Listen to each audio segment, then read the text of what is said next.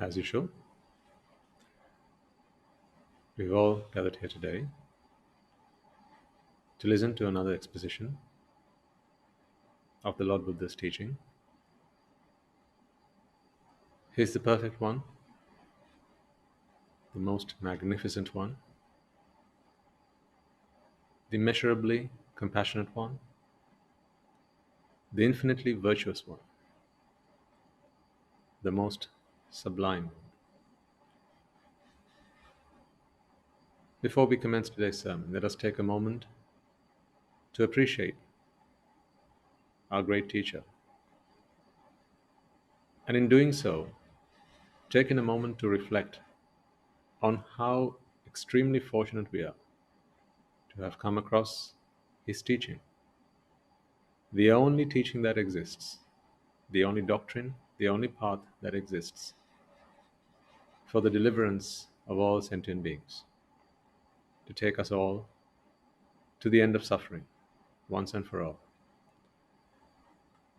As we take a moment to reflect on this, let us be upstanding to recite the stanzas that were once uttered by someone just like us, but a long time ago, when he was questioned by his previous teacher.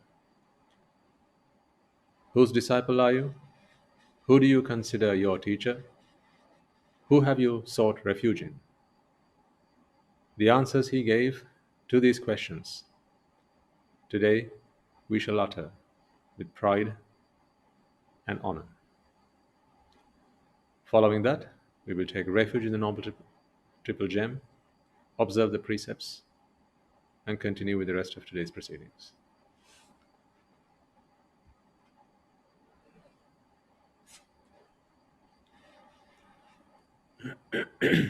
Excuse me. Dhirassa vigata mohassa abhinna khilassa vijita vijayassa anighassa susamachitassa buddhasilassa sadhupanyassa vesantarassa vimalassa bhagavato tassa savako hamasmi akatanka tusitassa vantalokamissassa muditassa kata samanassa manujassa antima sarirassa narassa anupamassa virajassa bhagavato tassa savako hamasmi asansayassa kulassa venaikassa sarati varassa anuttarassa ruchira dhammassa nikhankassa abhasakarassa manachidassa virassa bhagavato tassa savako hamasmi nisabhassa apameyassa gambhirassa monapatassa khemankarassa vedassa dhammattassa samvutattassa sangatigassa muttassa bhagavato tassa savako hamasmi nagassa pantasenassa khina sanyojanassa muttassa patimantakassa dhonassa pannadhajassa vitaragassa dantassa nippapanchassa bhagavato tassa savako hamasmi ඉසි සත්තමස්ස අකුහස්ස තෙවිජ්ජස්ස බ්‍රහ්මපත්තස්ස නහාතකස්ස පදකස්ස පස්සද්ධස්ස විදිතවේදස්ස පුරින්දදස්ස සක්කස්ස භගවතෝ තස්ස සාවකෝ හමස්මි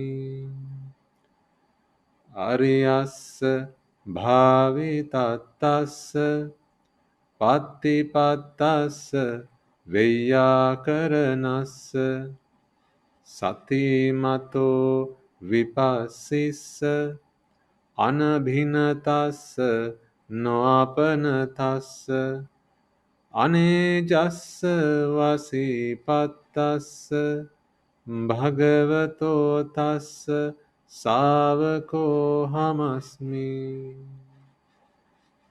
අරියස්ස භාවිතත්තස්ස පත්තිපත්තස්ස වෙය්‍යාකරණස්ස සතිමතෝ විපස්සිස්ස අනභිනතස්ස නොඅපනතස්ස අනේජස්ස වසීපත්තස්ස භගවතෝ තස්ස සාවකෝ හමස්මි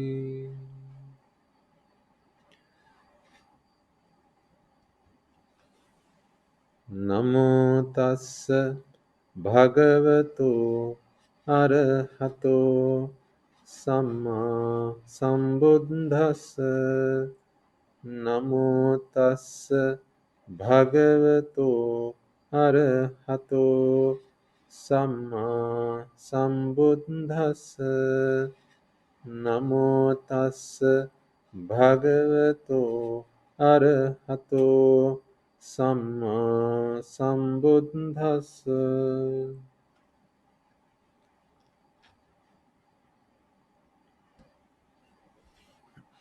Okay. And now to seek refuge in the Noble Triple Gem and observe the precepts. Please repeat all together and after me. Buddhaṃ saraṇaṃ gacchāmi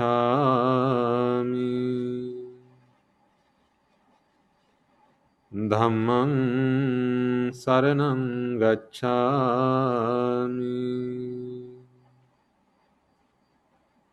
Saṅgham saranam gacchāmi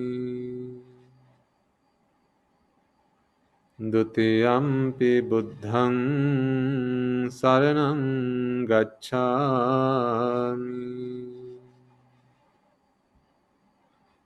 Dutiyampi dhammaṃ saranam gacchāmi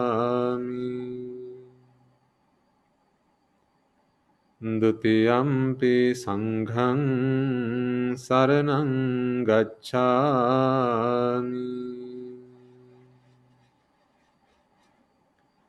Tatiyampi buddhaṃ saranam gacchāmi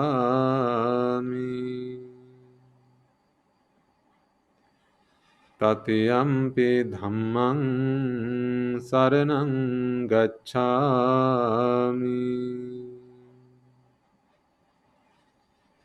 Tatiyampi saṅgham saranam gacchāmi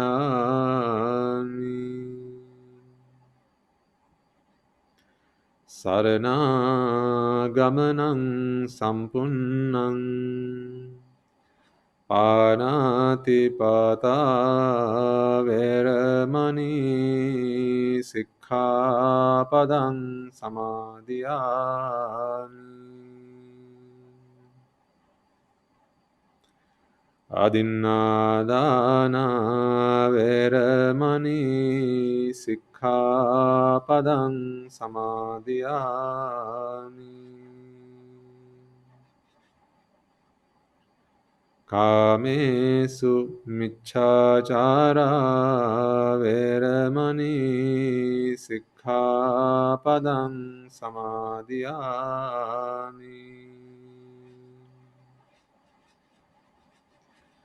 Musavada Veramani Sikkhapadang Samadhiyami. Surameraya Majjapamadhatthana Veramani Sikkhapadang Samadhiyami.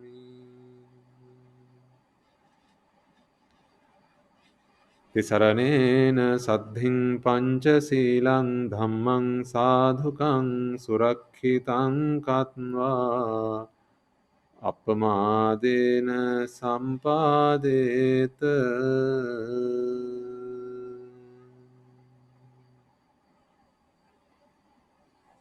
Okay, you may all now be seated. Before we commence the sermon, let us now take a moment to invite the many countless celestial beings, the many countless divine beings, the many countless beings who, on many countless occasions, were connected to us and continue to be in this long journey in samsara. Among them will be those who have been our mothers and fathers, siblings, best of friends, our teachers, acquaintances, those who were there for us when we needed their help and support, those who were there to guide us in our difficult times and to lend us a helping hand when we needed it. When the opportunity presented to them, they did everything in their power to help us, to support us, to assist us. We are a people who do not forget our duties, our responsibilities. We are a people who are grateful to those who have helped us. Today we have embarked on the most wonderful journey there is, the journey to freeing oneself from all suffering once and for all. Alas, among those who were there with us back then, today this opportunity may not be available. Our merits have brought us this far on this journey. But as grateful human beings, today let us take this opportunity to extend an invite to all those who have been with us and come along this journey with us, those who are there to help, support, and guide us, to assist us. Let us repay the debts that we owe them with gratitude as well as compassion towards all sentient beings. As I now make this invite, I ask you all to extend that invitation out in your hearts and in your minds to all of them. May they join us, may they witness this meritorious deed. Let us not forget that among them may be those who are born today in the woeful plains, who are lacking in merit. May this opportunity afford to them a chance to rejoice in the merits. May such merits free themselves or free them from the woeful plains once and for all. May all sentient beings in the blissful plane be able to listen to the teaching of the Great Master, understand and comprehend it, and may they all attain the supreme bliss of Nibbana. So, with those thoughts in your mind, and with compassion emanating outward to all those beings, let us invite them to join us.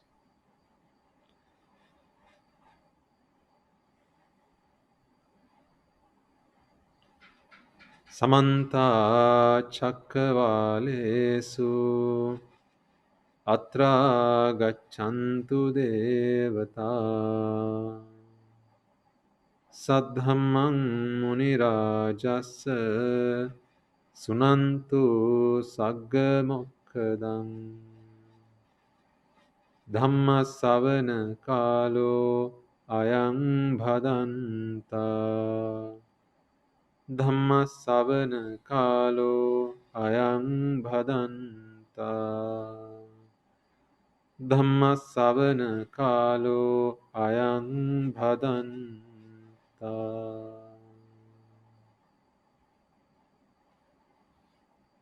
Also, before we begin, let us take a moment to reflect on the fact that in this long journey in samsara, we have not always been in the association of moral and noble ones.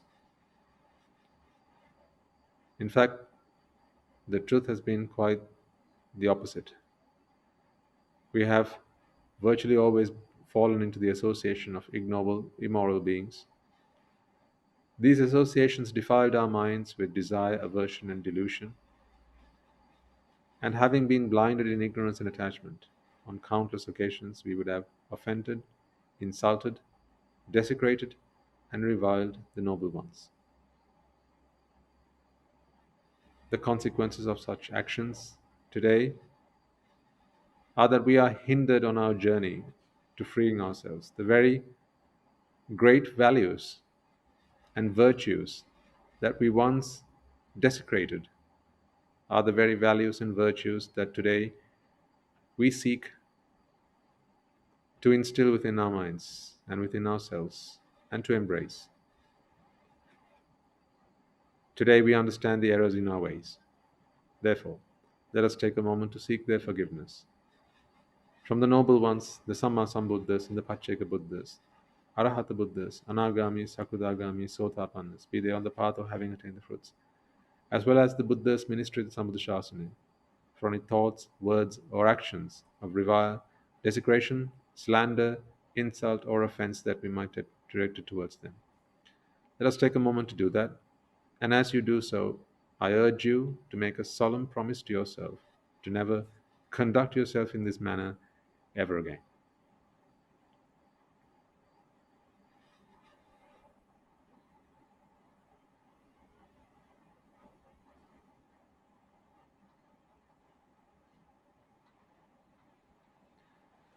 And finally, let us make a firm resolve. May, through the course of this sermon,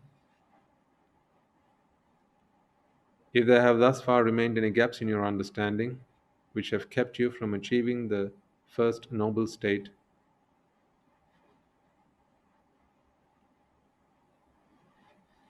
of Sotapanna or stream enterer, may through the course of this sermon you be able to fulfill that first step on the journey and free yourselves once and for all from the four great hells by realizing the Four Noble Truths. And for any among you who may have already achieved that noble state, may through the course of this sermon you be able to fulfill the subsequent stages, and may we all attain the supreme bliss of Nibbana. With that resolve in mind, I invite you all to prepare yourselves now to listen to this sermon.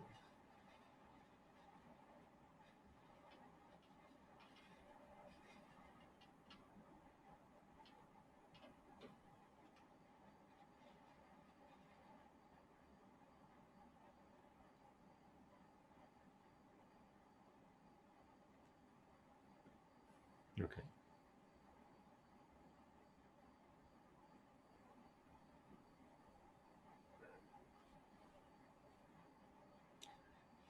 I think, folks, by now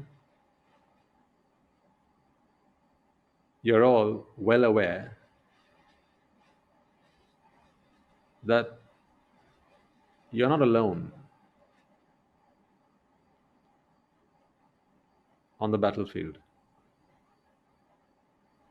In your fight for independence. To become free from suffering, to become independent. And independent happiness. It is not just I who you have to help you, to guide you, as well as to support you. Over the years, over the months, over the weeks that you have come along on this journey, your good merit has enabled you to gather up a group of supporters. And who do I speak of? Well, of course, none other than you yourselves.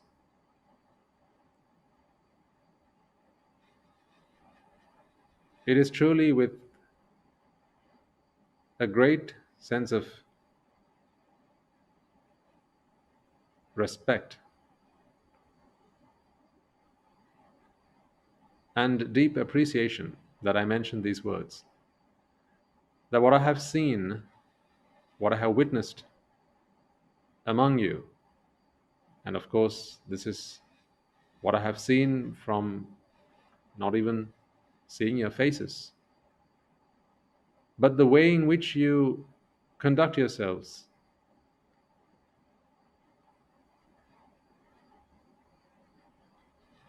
When one among you needs help, needs some guidance, needs a hand, an extra bit of support, some strength, it is truly commendable. And I don't wish you to take this lightly, because it is not every day you get to see this kind of camaraderie where everyone pulls together for the same cause, for the same fight, the same battle, one goal, one mission, one journey, one path, one ambition. Because what I see is unity. And where there is unity, there is, of course, great power. I think we have, over the years, over the months, been able to build a family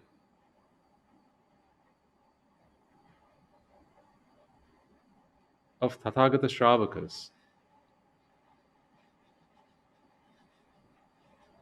who all want nothing else than freeing themselves from suffering, and along the way, helping their fellow brothers and sisters, fellow men and women, achieve the same thing. Time and time again, I notice this, I witness this, where when we have a question from someone who's struggling with some kind of issue and we discuss it,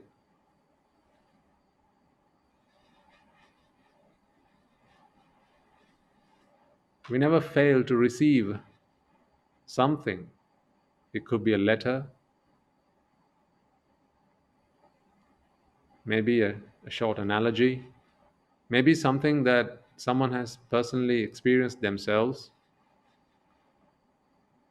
an anecdote that is shared to help the person who has become the victim of the defilements. And last week was no different. So, last week, you recall that we discussed at great length an entire sermon dedicated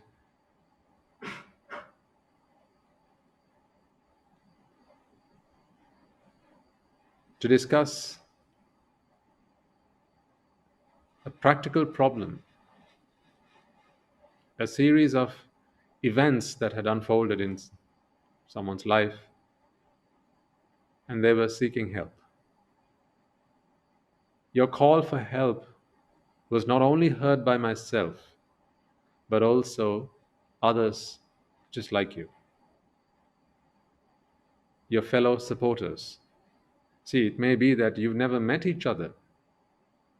Of course, it's been 2 years, or at least about that, since you last visited the monastery. And of course, there'll be those who have never set foot into a monastery. But yet, I believe you have now come to realize that when you are in need of help and you make it known that you are in need of help, by way of submitting a question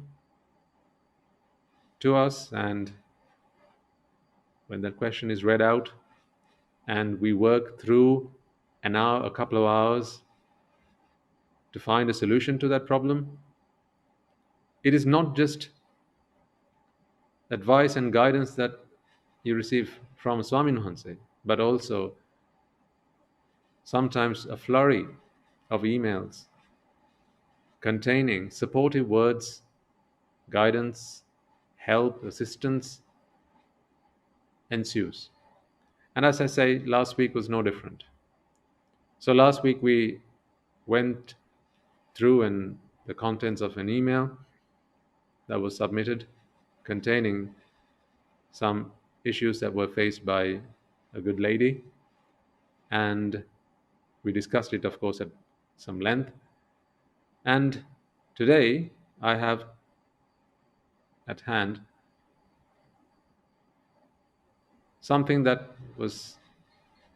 has been created just for you, madam, by not me, by not any of our monks or anagarikas or anagarikas. This is by a fellow Shravaka or Shravika, someone just like you, someone who wishes to help as they receive help, someone who wishes to make it known to you that you are not alone in this game. This is not a lone battle, that with me or without me, you will always have someone to help you, to watch out for you. Let me take a moment to read it out to you. So this came to us on an email, and it's a short verse that has been crafted just for you. What I can see here is beyond the words that are on the that compose or that comprise even this prose. What I see beyond that is the compassion, the loving kindness that one shares for another.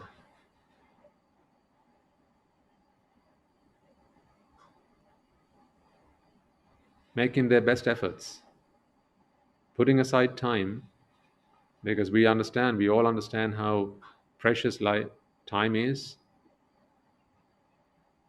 But people put aside time for others just like them, to help them, guide them, and to be just so that they know that someone's there for them. So let me read it out for you. Teruvan Saranai Garu Swami Nuhanse. With reference to last Sunday's sermon, I would like to share the following to the lady referred therein. So this is in response to the question that came through in last week's sermon. It goes on to say, "Dear noble friend, as our Swami Nuhanse said, listening to the Dhamma will cleanse our mind. It helps to remove the residues of attachment slowly but permanently. The following few lines, which I have penned down after listening to the given sermon, will help you understand the illusion that we are in." So this is a verse that this lady or gentleman has put together, dedicated for you, to help you, in the hope that in these words you might find some wisdom that may help you to free yourself from the ordeal that you mentioned in last week's email. Cruelty in Love is titled, and this is how it goes. Attachment is in front of me, wrapped with the most beautifully shaped and formed word called love. So I use the word and say, I love you. I do not want you to suffer, and I do express my love to you, expecting your love in return. So, of course, this is how worldly beings feel about love. When someone says, I love you, what do they mean by that? I do not want you to suffer. I want you to know that I have an abundance of love that I share with you so selflessly, and all I expect in return is your love. That is what they say. But what is the truth? The verse goes on to say, suddenly I hear the words of the Sugata Tathagata and Mahansa. Attachment is the cause of suffering. Oh, how cruel I have been. I have expected your love in return, and I have expected to see you suffering on my behalf. Inspired by listening to the sermon.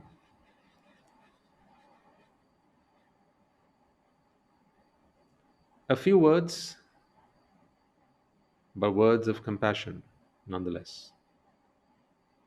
Words which contain a deep wisdom, a deep and profound idea. Words that are worth reflecting on, pondering over. At the end of the day, it is this word, love, that has entangled us in so many problems, struggles that we have come across in life. If you just took the time to examine what love really is, what is it that we call love? And I don't speak of altruism, selfless love, but I talk about the love that is experienced by 99% of all people in the world. A selfish love, a love which entails suffer on my behalf. Really, when someone says, I love you, it is a demand rather than something that is given. It is a request. What that means is, I expect you to suffer on my behalf. When I say I love you, it means I will suffer on your behalf and I expect you to suffer on my behalf. That cannot be true love.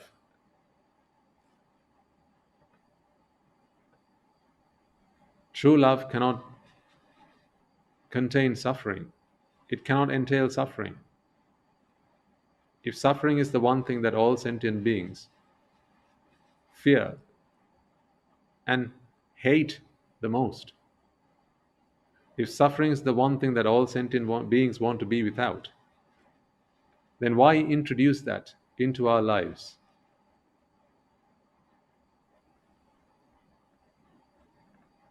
You can't fault them for it, because at the end of the day, it is ignorance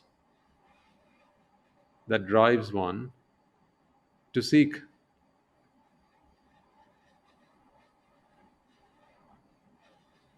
this sort of commitment from one another. The suffer on my behalf and I will suffer on your behalf. That is not how it ought to be. You should understand. How it ought to be? I will do the best I can to stop suffering on my behalf as well as on yours. And I want you to do the best you can to stop suffering, to put an end to suffering on your behalf as much as on mine.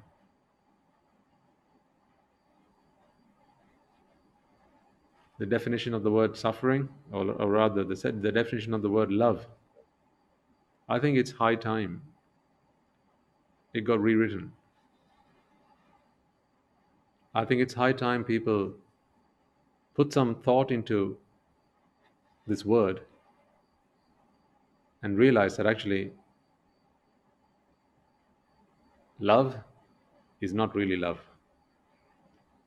So I think this gift of Dhamma that has come through by one of our devotees, dedicated to another one of our devotees, or rather one of our listeners, is a true mark of compassion.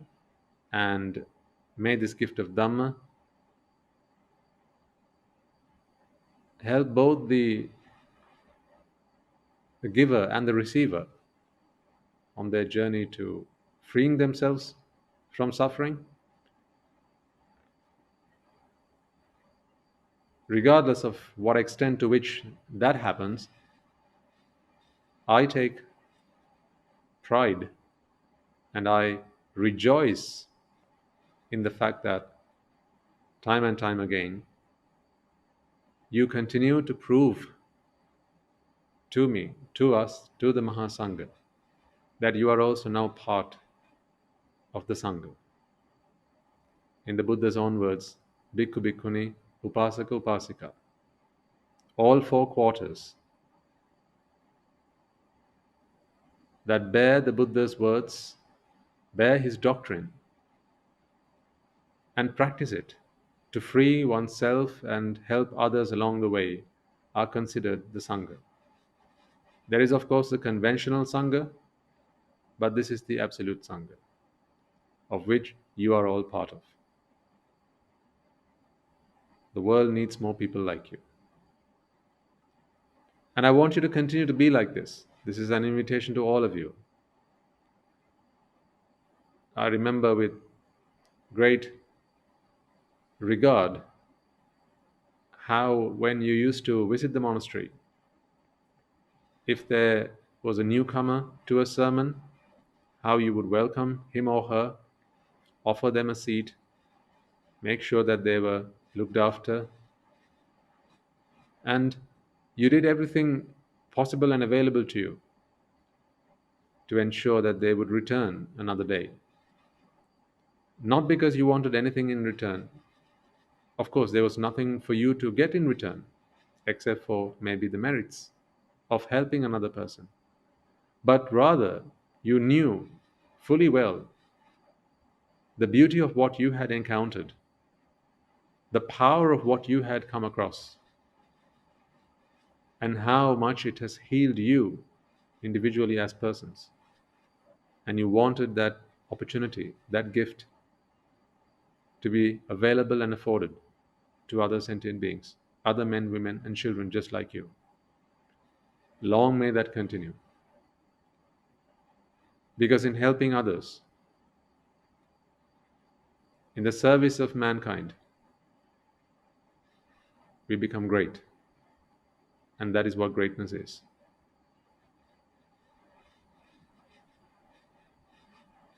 So, that was a gift from one of our listeners to another one of our listeners. And of course, it will be for not just one, but many in future. And I hope that the merits that you have acquired in producing it, in sharing it,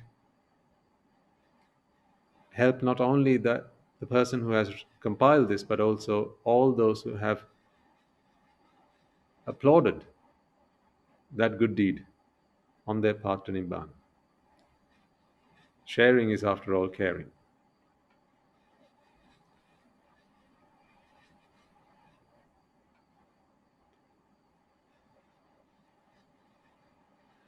Now,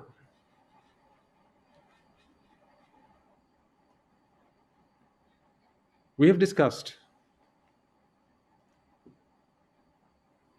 the concept of pleasure over many sermons and over a long period of time.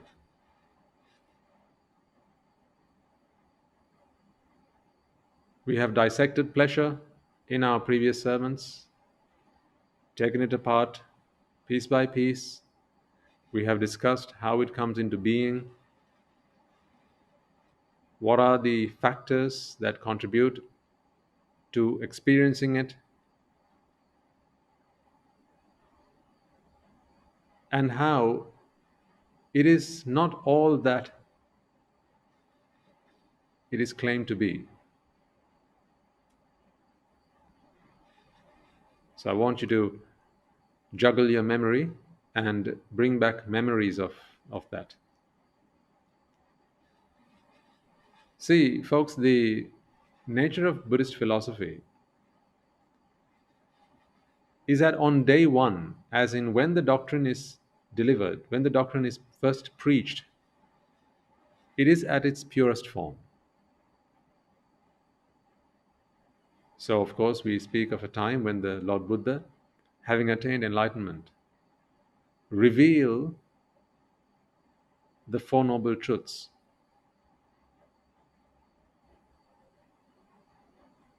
And his doctrine, his philosophy to worldly and sentient beings. And when it has been shared by him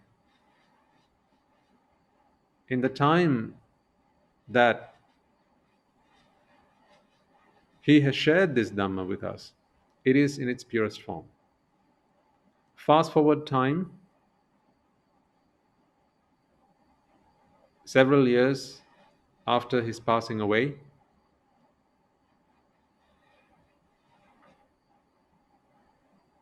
sometimes various external factors and also the Dhamma falling into the hands of mundane individuals will introduce into the Dhamma various artifacts, various distortions, and before you know it, it is not quite what the Buddha preached. We must understand and appreciate that this has happened to Buddhist philosophy, and therefore today, sometimes if you pick up a book on Buddhist philosophy and read it to try and absorb exactly what the Buddha might have taught, you're left wondering, does this make any sense? Could the Buddha have taught something like this? Is this the truth? Various questions, numerous questions that begin to bother you. And sometimes, once you have been faced with these questions and internal challenges in your mind, soon enough you begin to give up, making effort to try and understand his philosophy. The pity of that is, all of that is to our loss, not that of the Buddha, not that of the Mahasangha, not that of anyone else. It is only to our loss. But unfortunately, it is not something that can be avoided. It is inevitable. Over a period of time, the true meaning of the Buddha's words will be lost. There's nothing that can be done to stop that. The Buddha himself prophesied this, and he, in his own words, said, 5,000 years from when I first preached this doctrine to you, the essence of the Dhamma will be buried in the dunes of time. The world will need another Buddha, another Samma Sambuddha, to come back and revive the Dhamma back into its pure form. So, all in all, what this tells us is, with Buddhist philosophy, because it is the truth and nothing but the truth will be suppressed, and it will continue to be suppressed. Ignorance will continue to prevail and will continue to suppress the words of the wise until one day Perhaps the words of the Buddha will remain, but not the essence or the meaning of what he has explained and what he has taught us. I'm in no doubt that the Tripitaka, the three canons which contain the core of his teaching, or at least his teaching of the most part, I'm not sure it contains all of it, even in its volume, even in its size as it is. I think it only contains some of it, but that is my personal take on it. It will remain. Back in those days, they had palmyra leaves on which they used to write the scriptures, but today it is available in digital format. And information data can be preserved using methods and means that are far better and advanced than the technology used by our ancestors. So the contents of the Tripitaka will remain for many years to come, centuries even, and even millennia. However, the essence of his teaching will diminish, and over the span of time, it will become virtually impossible for someone to read the Tripitaka and understand what it was that the Buddha came into this world for. Even the words anicca, dukkha, and anatta may remain, but the essence of it, the meaning of it, will be lost. Unfortunately, there's nothing we can do about it.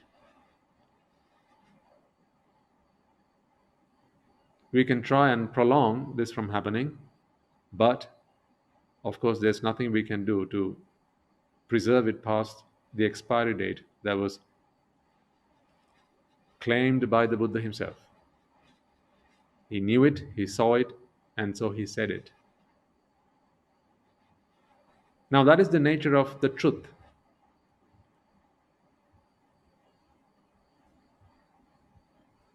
It is also evidence, in some part, that Buddhist philosophy is entirely the truth. Because the truth can only be suppressed by falsehood.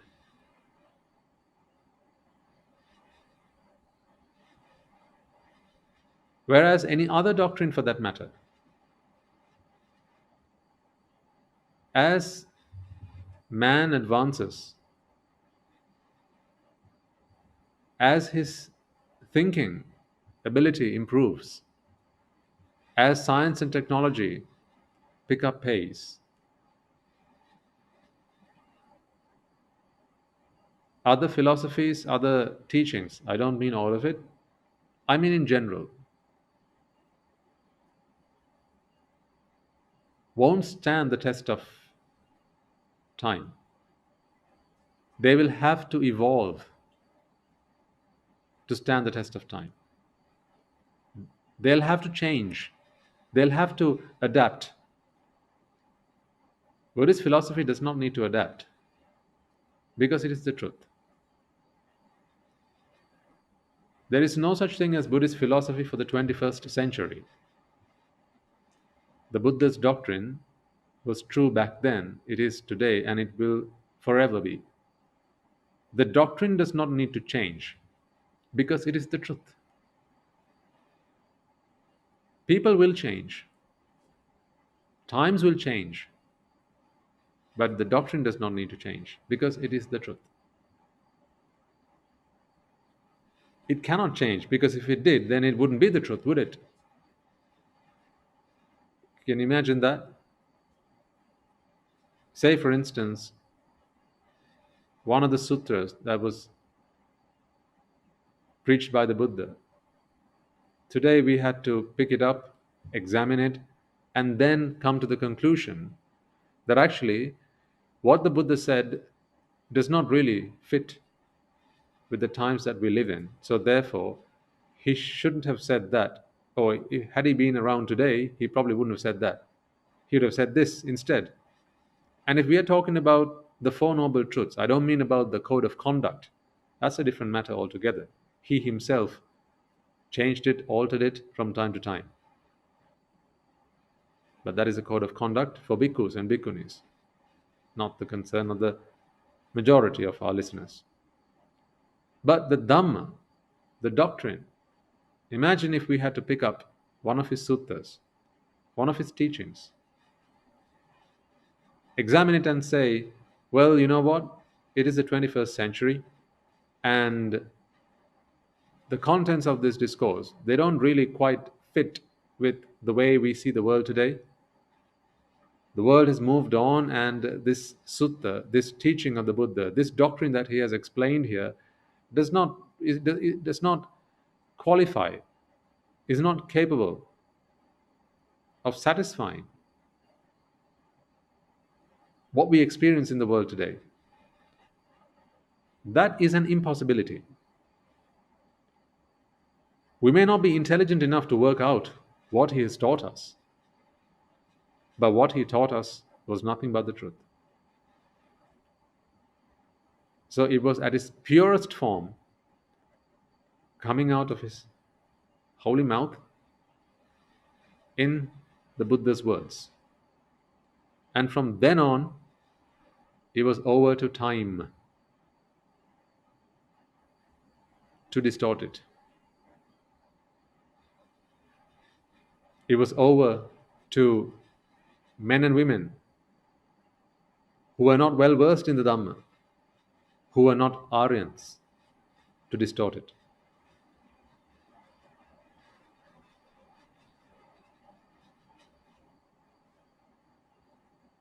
On the contrary, other philosophies, other doctrines, and again I say, I'm speaking in general terms, not targeting any one philosophy in specific or in particular.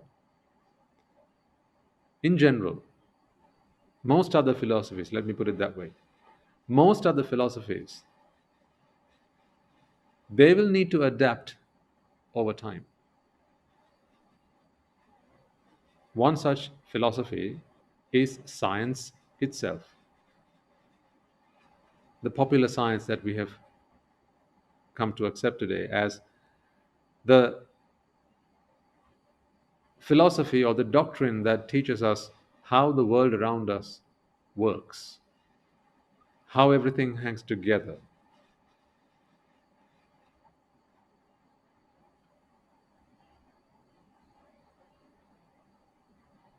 Right from the outset, of course, I think we must appreciate that, when people speak about science, they say science has advanced.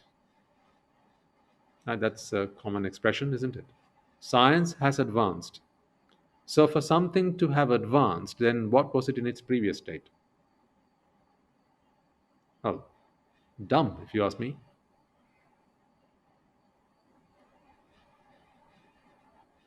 You're never going to hear someone say Buddhism has advanced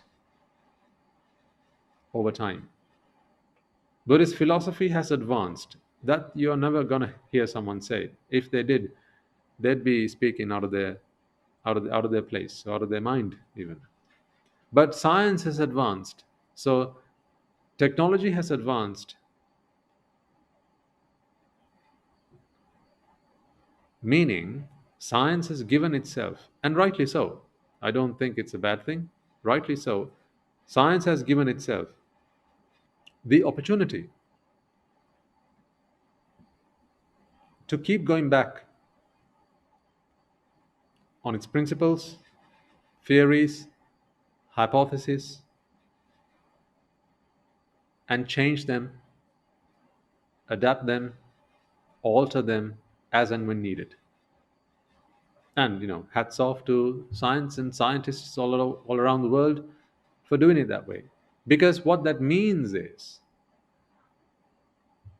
it is inherent in science, in the study of science, that science may not always be true.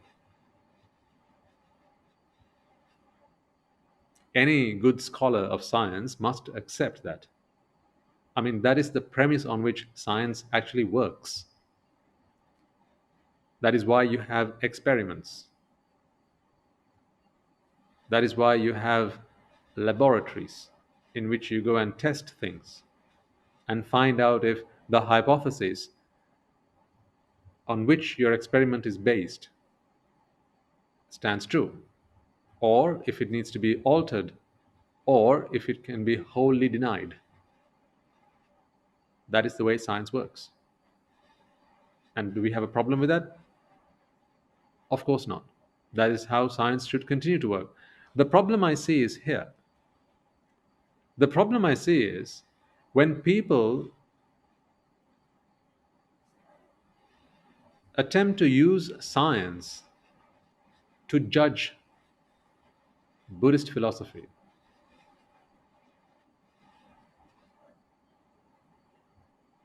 How could you use something that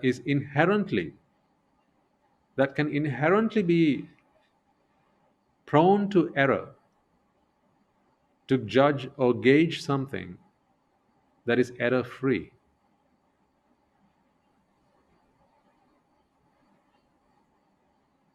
How does that work? I know some people who are so adamant. They'll go as far as saying, if science can't prove it,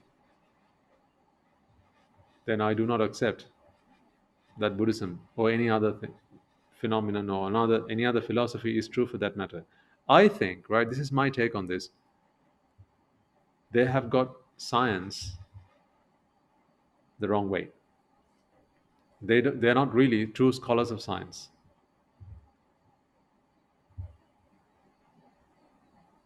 In fact, they are a discredit, an insult even, to science and to call themselves scientists. Someone who says, I'll use science to check everything else, and if it fails the test, then that thing which I'm testing cannot be true. I think they are an insult to science, to the study of science, because that is not the way science works. Science has given itself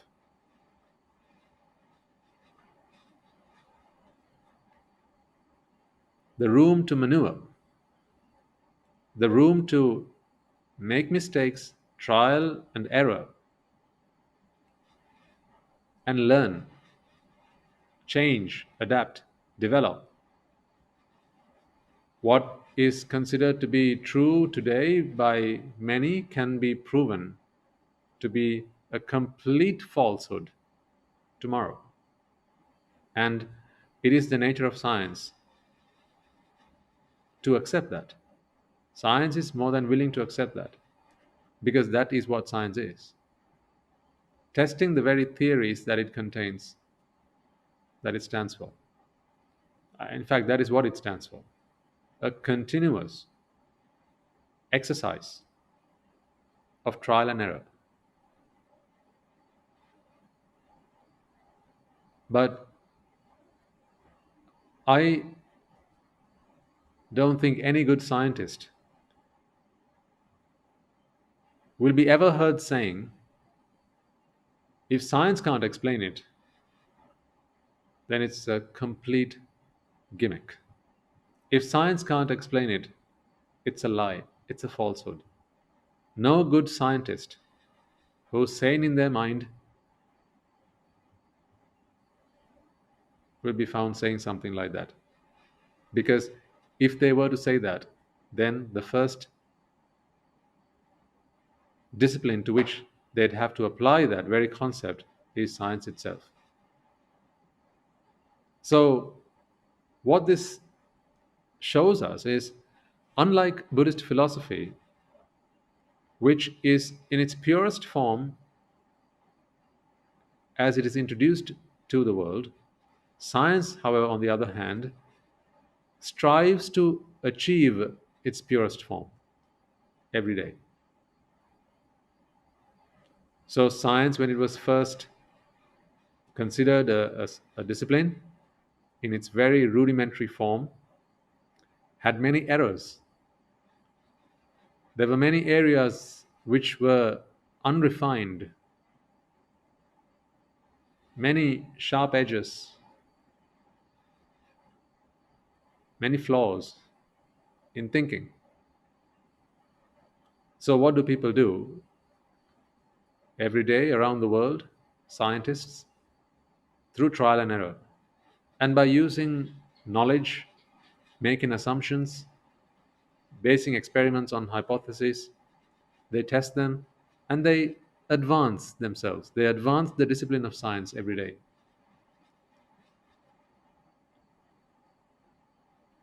Speaking for myself as a scientist,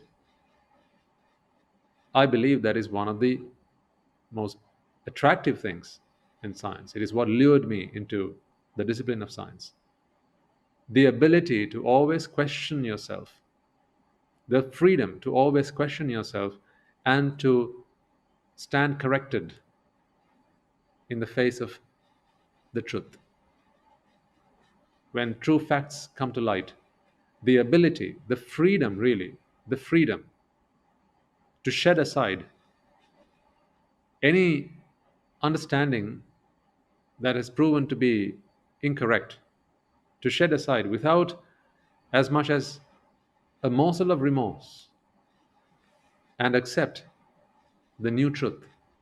So, really, given that, we must accept, I think, that science will be ever evolving. It is always striving to be perfect. Will there be a day when science is perfect? Let me put it this way: the day where science is able to explain everything perfectly, you'd no longer call it science. You'd call it Buddhist philosophy.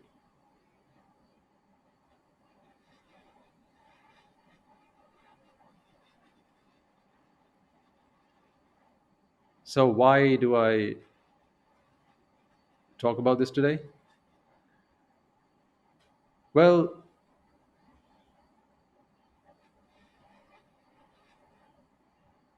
I'd like for scientists around the world to start to see the world in this way, because I think a true scientist is willing to look at the world in this way. But I think some people, they're so blinded by their own opinions and by what they have learned, they're always unwilling, usually very unwilling, to change their thinking patterns. And they'll stand by science and say, if it's in science, I'll accept it. If it's not in science, then I won't accept it. Unfortunately, what little do they realize that that very expression is an insult to science, because that is not what science is based on. The very paradigm of science is that science is always willing. Science is always an evolving beast. It's always evolving, always striving for perfection, but never quite getting there.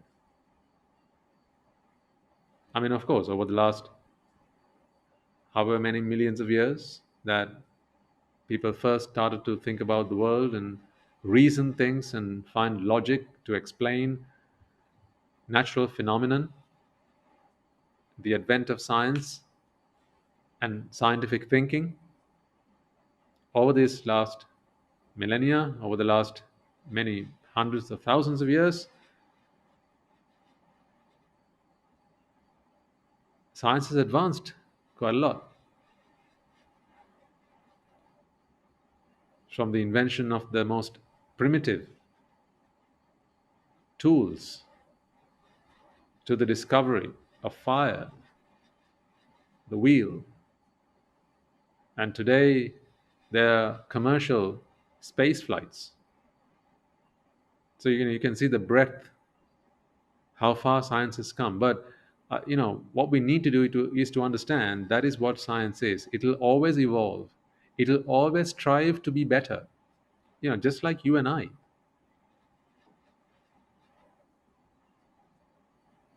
We'll always strive to be better, won't we? Because we know that we are not perfect. Science is just like that. Science is not perfect. So science is ever evolving, always striving for perfection. Is that a bad thing? Once again, I repeat, not at all. That's the way it ought to be. And that is why science deserves credit. That is, again, as I found it myself, it is one of the things that truly impressed me about science. But I say, some people, I don't think a great many, but a fair few,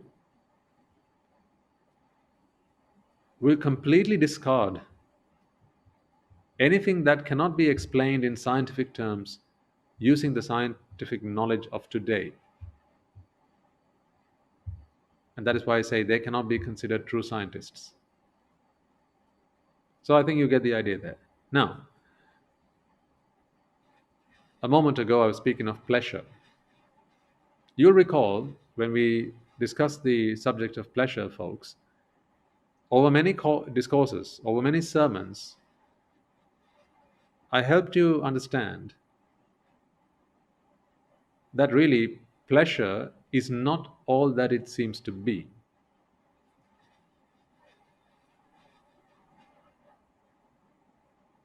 That there is nothing substantial in pleasure, that there is nothing tangible in pleasure. I hope you remember us discussing that pleasure is a perception. Pleasure is perceived. Anything that is perceived in the mind. So, pleasure is really a mental phenomenon. It is a concoction of the mind. It is the product of a function in the mind.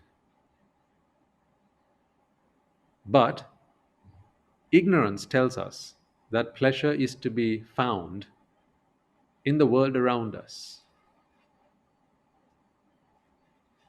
The connection between this and science, I'll explain to you in a moment.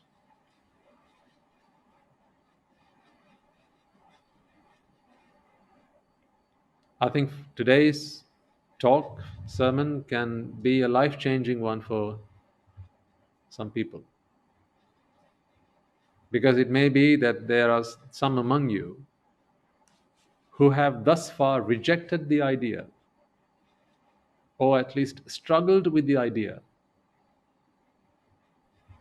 tried but failed to accept the wisdom in the words of the Buddha when he says that pleasure is simply an experience to be had when the mind relieves itself from vexation, and that pleasure is nothing substantial. Pleasure isn't something to write home about. Pleasure isn't something to live or to even to die for. Pleasure is superficial. Pleasure is overrated. It is not something to be found in the physical world outside. Let's take a simple example. Do you like apples?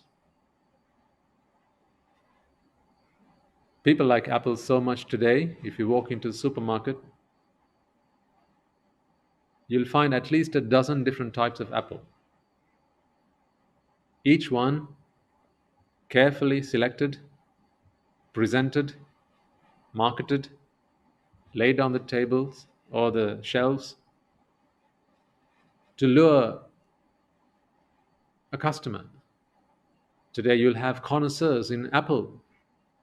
They'll consider themselves to be experts in the taste of apple and how delicious one tastes in comparison to another variety.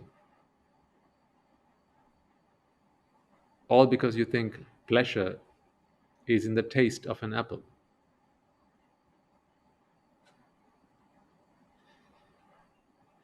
I want to help you open your eyes to see the truth. Now, here's the thing, there'll be some people who choose to remain blind. You can't help them.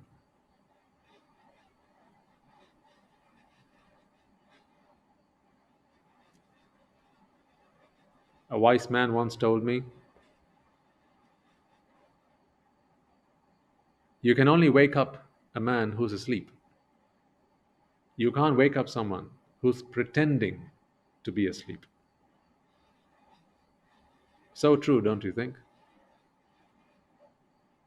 So there are people who choose not to see the truth for fear that the truth will entrap them. How pitiful, don't you think? What does the truth do? The truth sets you free. It is lies and falsehood that entraps you. Do you like to be lied to? If you found out that someone's lied to you, would you trust them thereon? Would you enjoy their association? You'd keep your distance, wouldn't you?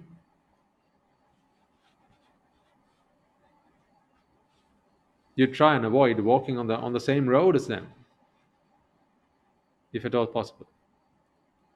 That is how much people dislike falsehood and lies, because people don't like to be fooled. They don't like to be taken for a fool. They don't like to be cheated upon. But some people, they don't wish to free themselves from ignorance. You've heard the expression, haven't you? Ignorance is bliss.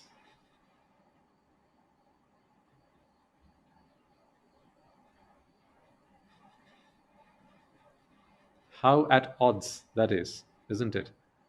With the teaching of the Buddha, where he says, ignorance entraps you.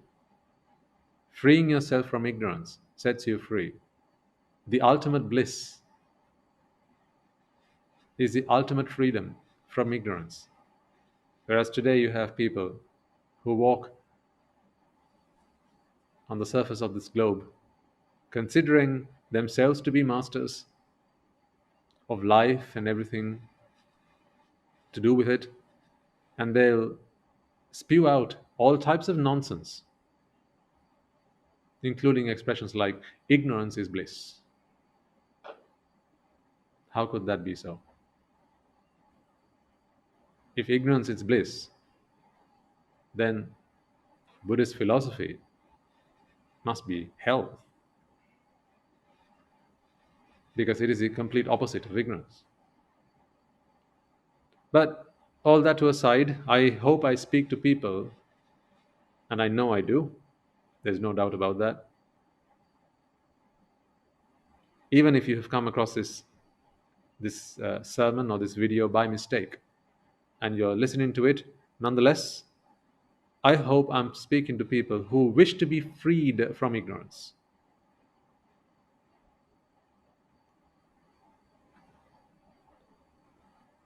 Because they're looking for answers.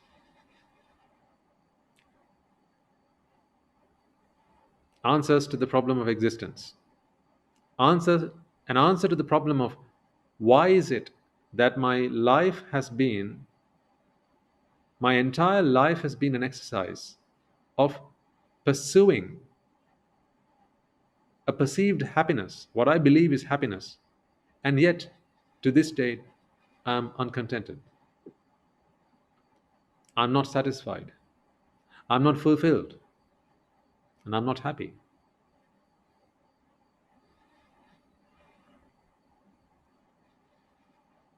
Why is it that I have spent an entire lifetime? Why is it that I have not spared any expense to experience pleasure, but yet I'm not content? I'm not happy. I'm not fulfilled. Something's missing.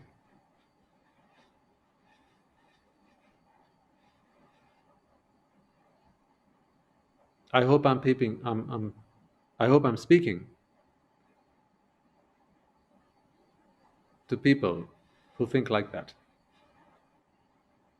People who seek answers. People who are not content with the happiness that they have sought so far. Like I said a couple of sermons ago, I remember the reason I became a monk was because I'm greedy for happiness. Mundane types of happiness that keep most of you people happy just doesn't tick it for me. It just doesn't cut it for me. Doesn't float my boat. I seek a happiness that goes beyond what most people out there experience. When people seek pleasure in food, in going around places, in surrounding themselves with all sorts of luxury items and artifacts, I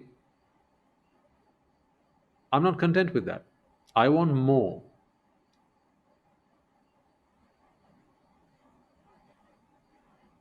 So when people think that Buddhist philosophy is for losers, I think it's only a loser who'd think like that. Buddhist philosophy is for those people. As I'm saying, people just take it. That's people how people almost always are, right? They always get the wrong end of the stick. It's a natural tendency that people have to always get the wrong end of the stick.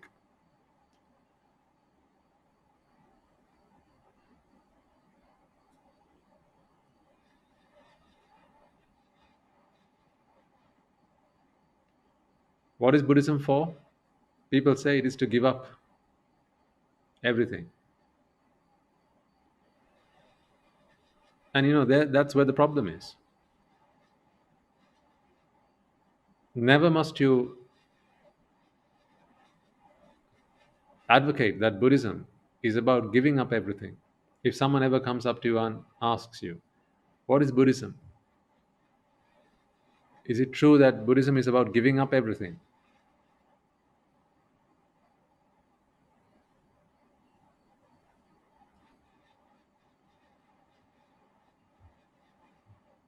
Without any reservation, and make it without any room for doubt, respond to that question with no, none, and what's no whatsoever.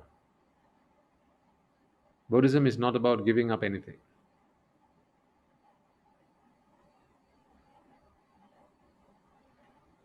Buddhism is about striving to achieve a happiness that cannot be found in a mundane existence. And for that, all you need to do is realize. Buddhism is simply about realization. It is nothing to do with giving up. So please don't find yourself trying to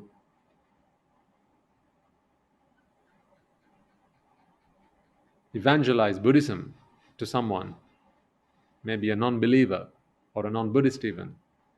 Don't catch yourself saying Buddhism is about giving up.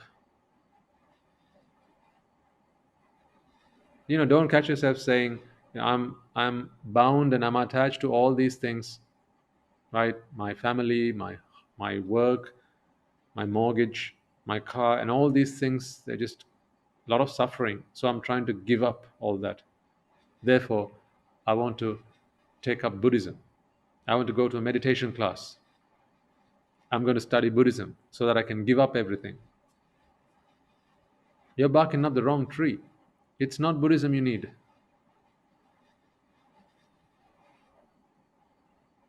If you want to give up everything, become a yogi. I hear there are quite a few of them up in the Himalayas. You don't need Buddhism for that, to give up anything. Just put everything to a side and pack up and go. Actually, there won't be much to pack up because you want to give up everything, don't you? So leave everything behind and just go. Buddhism is nothing like that. It's not about giving up anything, it's about realizing. And we discussed this in one of the previous sermons. So, in Buddhist philosophy, we learn how to achieve a happiness that cannot be obtained, that cannot be achieved through the pursuit of mundane materialism. The materials that you see around you, you can categorize them broadly to sights and sounds, smells and tastes, and touch. There's also a sixth which you can include in the interest of completeness, and that is thoughts or mental objects, memories, if you like, thought objects, things that you think of mentally. So, sights and sounds, smells and taste, touch, and mental objects, ideas, if you like.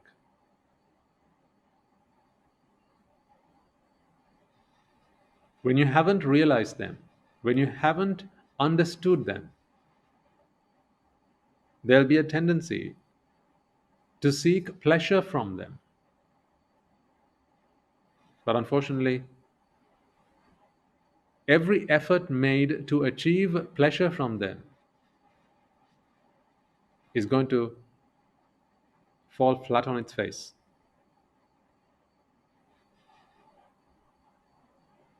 It's never going to be successful. It's never going to be productive. Why? Because pleasure is not to be found in the things that people look for them.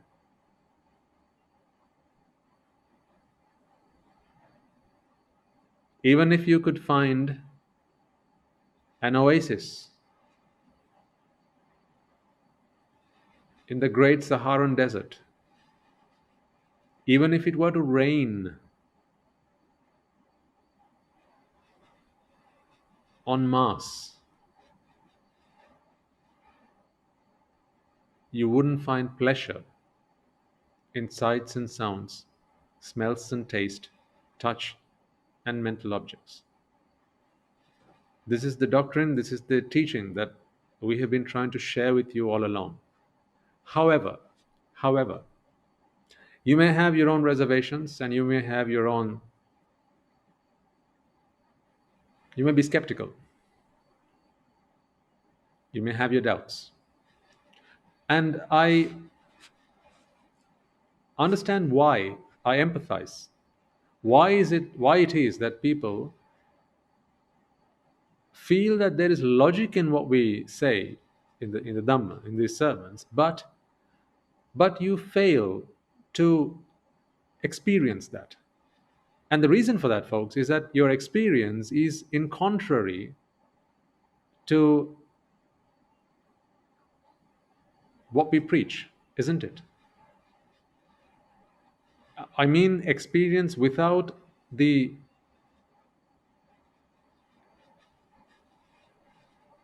inspection.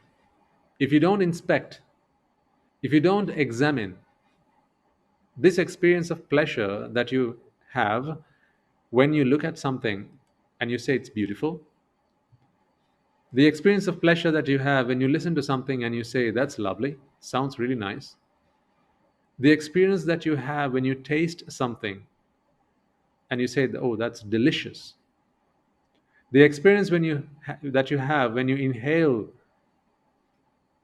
as you hold a bottle of perfume to your nose and say, that smells wonderful. The experience that you have, the pleasurable experience that you have when you think of lovely thoughts, old memories, sentimental they may be, These experiences, the actual experience, seems to be at odds with the doctrine, does it not? Because when you bite into that apple, does it not really taste good?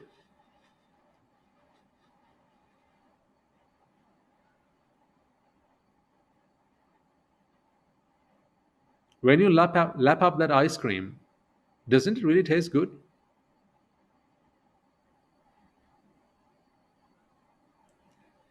When you look at your garden in your backyard, and when you have the flowers in full bloom, doesn't it look so lovely? Isn't that just so picturesque?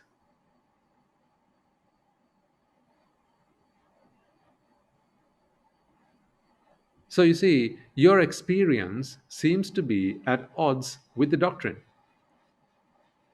And then, whereas on the other hand, science seems to be working hard at doing whatever it can through experimentation, through new technology, to maximize the pleasure that can be delivered with each punch of sight, sound, smell, taste, and touch.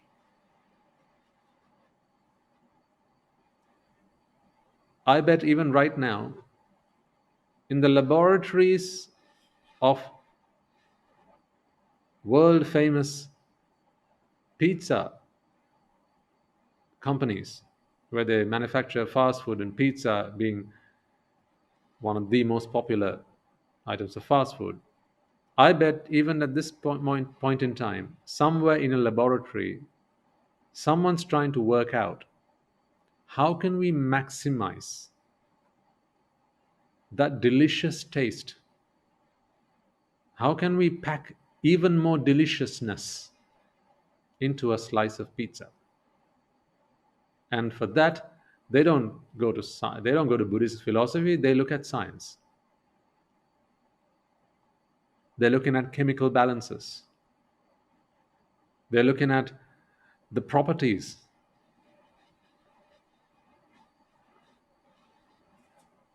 of molecules. They're studying physics. They're studying biology.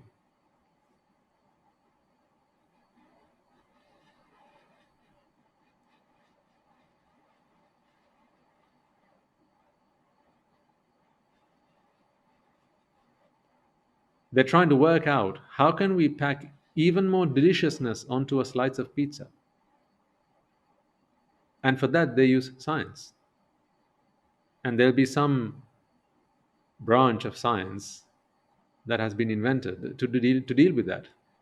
So you see, unfortunately, to this day, science continues to try and deliver something that it is never going to be able to. And that is not the fault of science. Just as much as it is not the fault of the guy who invented the knife that someone decides to get one and slice his throat with it. It's not the guy who invented the knife to be blamed for that. That was not what the knife was invented for. Likewise, science was not invented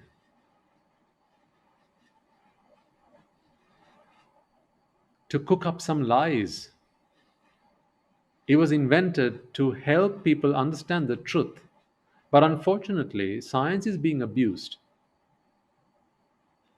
It is being used to try and pack as much pleasure into every punch of sight, sound, smell, taste, and touch.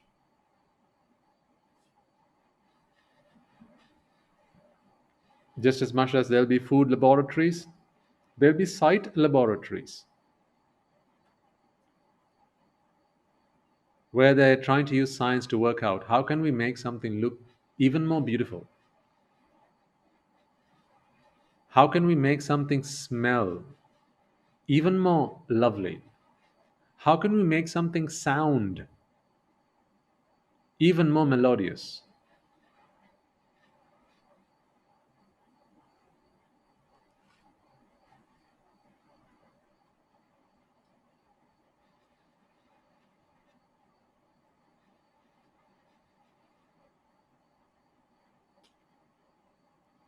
The irony of it is, science was not invented for that. In fact, I suppose you couldn't say science an invention of science. It is what we use to explain what we see around us. But unfortunately, you see something and you try and find a falsehood to explain it, and you haven't moved any further towards the truth. To explain a lie, you're using another lie. Now what happens?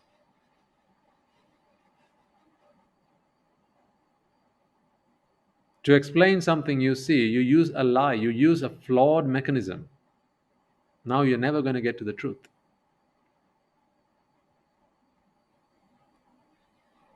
And so, to try and pack as much pleasure into people's lives, which people have today considered to be the ultimate purpose of science, I think is a total waste of what science is and what science could have been. Every step that scientists make to try and pack pleasure into people's lives, rather than to try and understand how pleasure works, I think is a waste of science. In science land, that would be treason. It would be treachery. It would be the abuse of science. And I think science is being abused in broad daylight. Because that is not what science is for. It is not there to try and pack as much pleasure into stuff. It's there to understand how is it that something is pleasurable. Just like that is what Buddhist philosophy tries to teach us. Now, I'm also pleased, however, to have come across something that I thought I ought to share with you.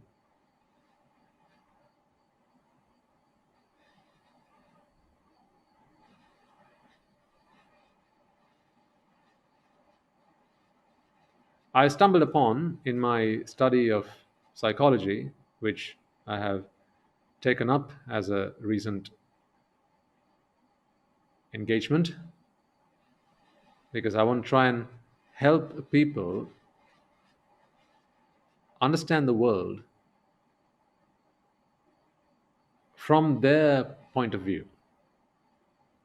You see, for a mathematician to understand the truth, you got to talk to him through math. For a scientist to understand the world, you got to talk to him through science, because that's the language that they speak. At the end of the day, our purpose is to help as many people as possible realize the truth and ultimately free themselves from suffering. That is our purpose as the Sangha. Free ourselves from suffering and help others, as many others as possible along the way. That's why we learn languages. At our monastery, we learn a whole bunch of languages. Sinhala, of course, being our native tongue, to English, to Mandarin, to Hindi, Korean, Tamil. These are just some of the languages that our monks and anagarikas learn, as well as our anagarikas as well. Spanish. Because we appreciate that sometimes we need to step into other people's shoes to help them see what it is that we have seen. We need to speak their language. And I mean this both metaphorically as well as literally. So, a scientist, to be able to see the world as it really is, well, I'll need to be able to speak science. So, it is well regarded that psychology is the study of the mind, And of course, people, I think, have no issue with thinking that pleasure is an experience of the mind, although people believe that it comes from the outside world. But you need a mind to experience it. That's why a dead body does not experience pleasure. Right? So I think people are that intelligent, at least. And so we have taken it upon ourselves. We have taken the onus on ourselves to familiarize ourselves with the language of people, to try and help them understand the world.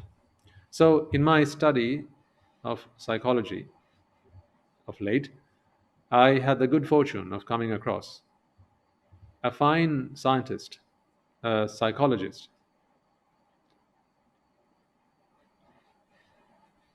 He's a professor of psychology. I'll get his picture up on screen for you. His name is Professor Paul Bloom.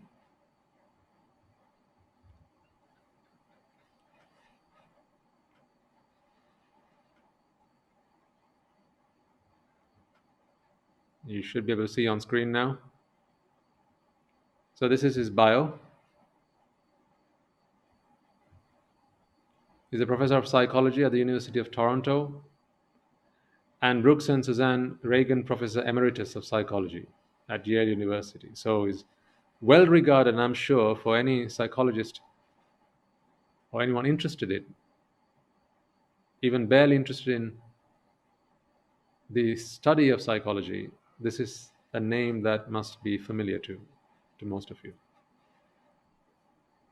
So you can see, you can read up on there some of his work and his interests. And if you just go on the internet and look him up, there'll be lots of information that you can find about him. He gives talks and lectures around the world. He holds many professorships in many universities. I think he's started his career as a professor at the well regarded and well honored Yale University. And the reason that I took an interest to Professor Paul Bloom was because I happened to come across a talk that was given by him on the subject of pleasure. And of course, I'm always on the lookout to help people realize the truth about pleasure.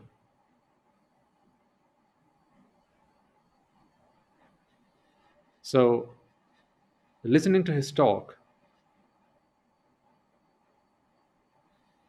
what I found was that science is now making some progress to understand pleasure as it really is.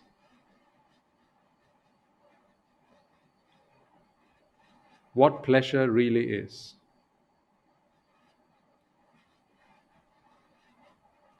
We as Buddhists have known this for yonks. Right from when the Buddha taught this, we've known this because that's the way it is. Buddhist philosophy is the truth. And I'm not just saying this because I am of the Buddhist faith. I'm rather a practitioner of Buddhism, and because it's a free choice. And if anyone who knows what I'm like, I need things to be proved to me before I'll accept it.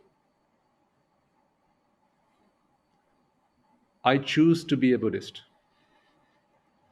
It was not forced upon me.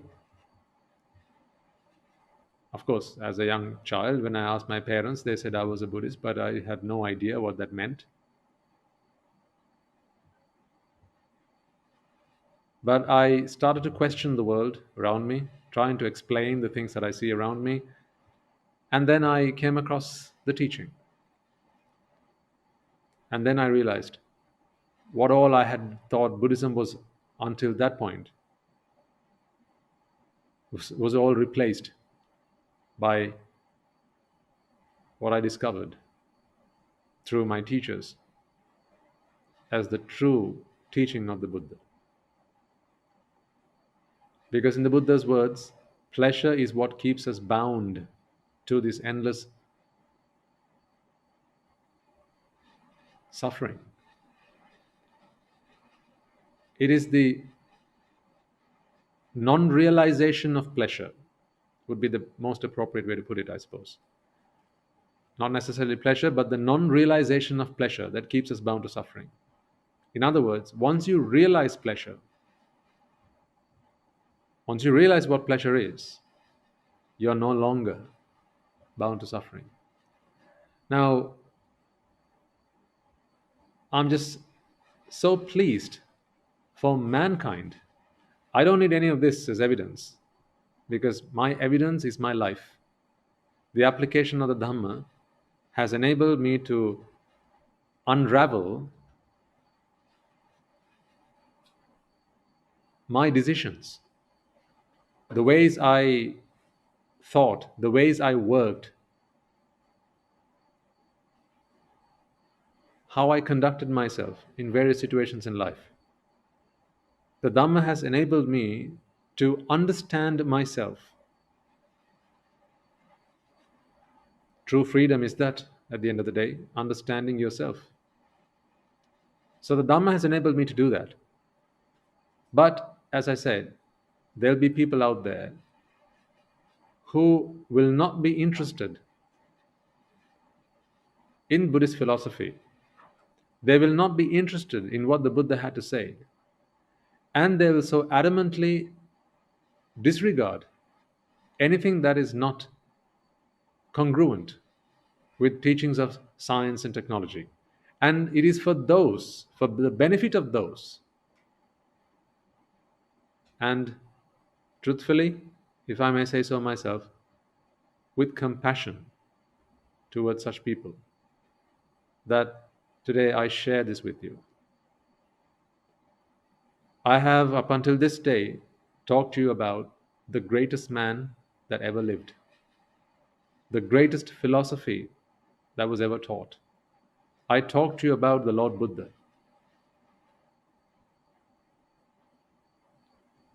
And in his words, I attempted to explain to you the way the world works.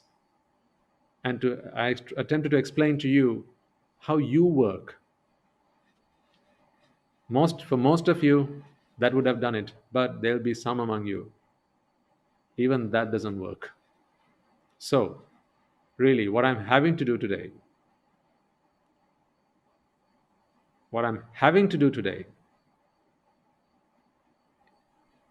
is to present to you a talk by a scientist, a mundane scientist. No dishonor to him. He's well regarded and I respect him as a psychologist, and he's a good teacher because I follow his lectures in my study of psychology.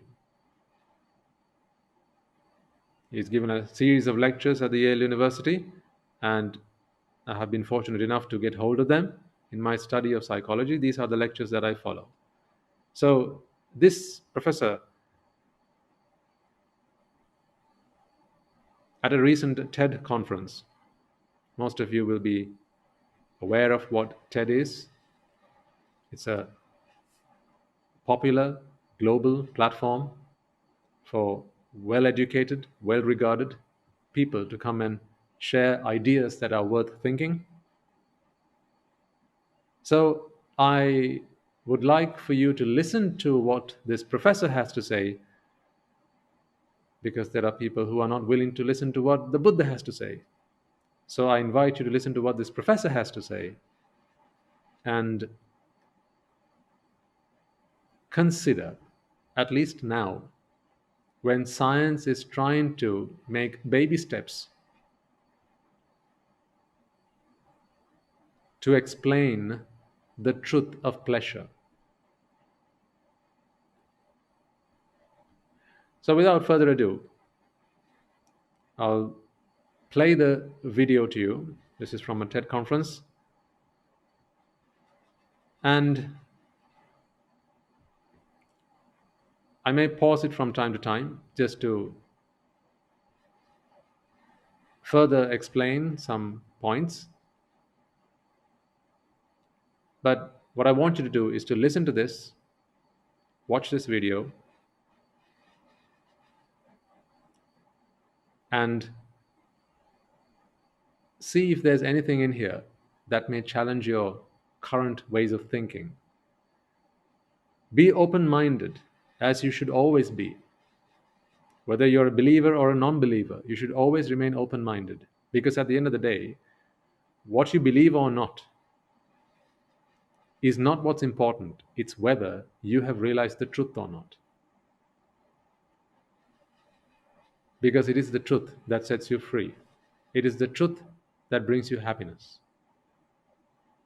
Okay?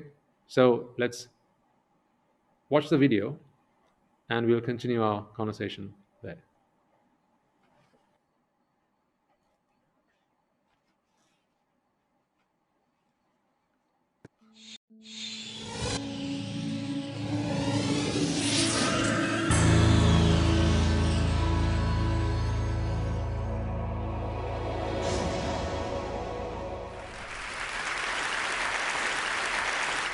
I'm going to talk today about the pleasures of everyday life. But I want to begin with a story of an unusual and terrible man. This is Hermann Goering. Goering was Hitler's second in command in World War II, his designated successor. And like Hitler, Goering fancied himself a collector of art. He went through Europe through World War II, stealing, extorting, and occasionally buying various paintings for his collection. And what he really wanted was something by Vermeer.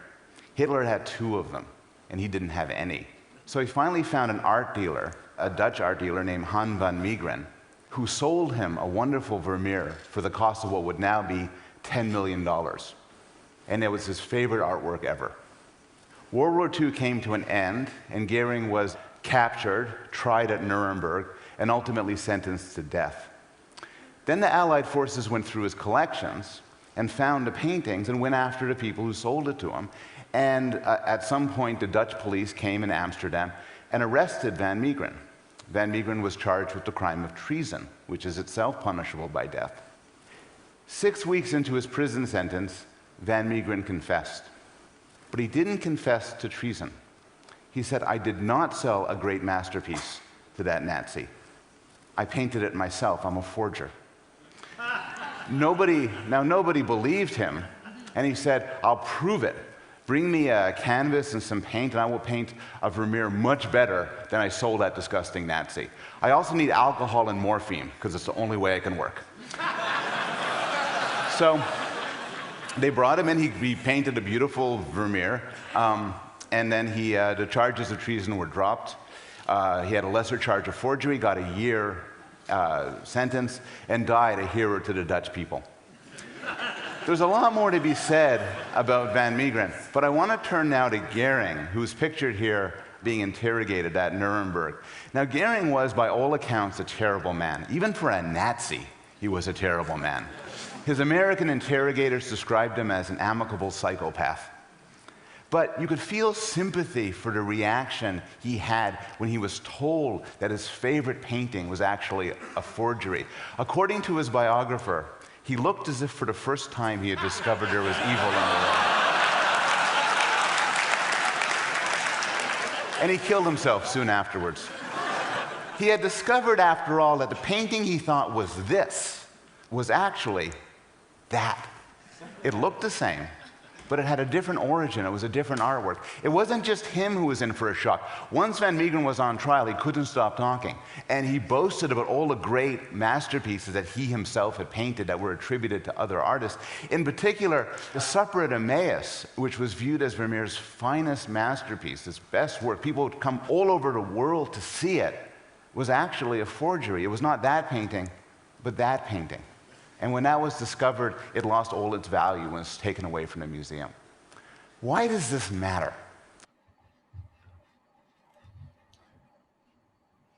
So, an interesting point to pause and think about here.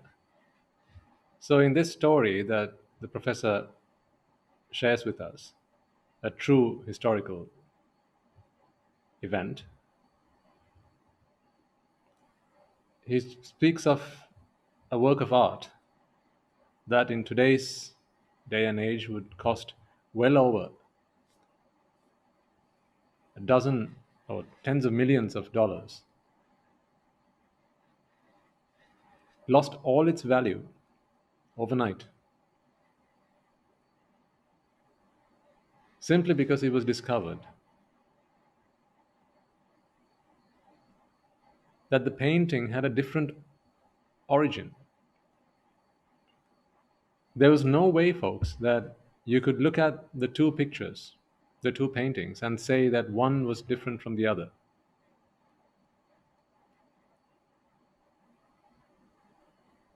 A moment ago, you saw the two paintings. They were identical in every way, except for the fact that one had history. One had a story that was different to the other. One was a forgery, the other was a true, authentic painting by the artist.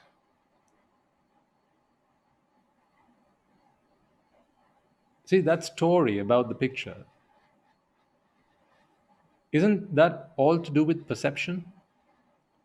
The actual object on the outside, were they different in any way? How did one demand so much in value, whereas the other was completely and utterly useless, worthless? And why was it that when the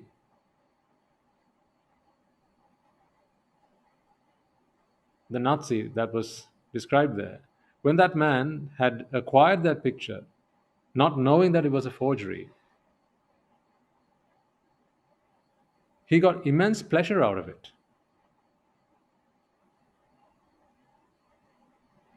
I suppose that's where people might say ignorance is bliss. He didn't know the truth about the picture, but if he was questioned with the two pictures side by side, the original and the forgery, there was no way, as you weren't able to say today, there was no way that he could have said which one was which. So, is it the picture that brought him pleasure? Once he found out that it was a forgery, he wouldn't have paid the, the price of the canvas for that picture. He wouldn't have paid what it would have cost to paint it, to buy that picture, because it was no longer worth anything. It was a worthless painting. But they looked identical. So where's pleasure then? In which picture was there pleasure? Was it in the original or was it in the forgery?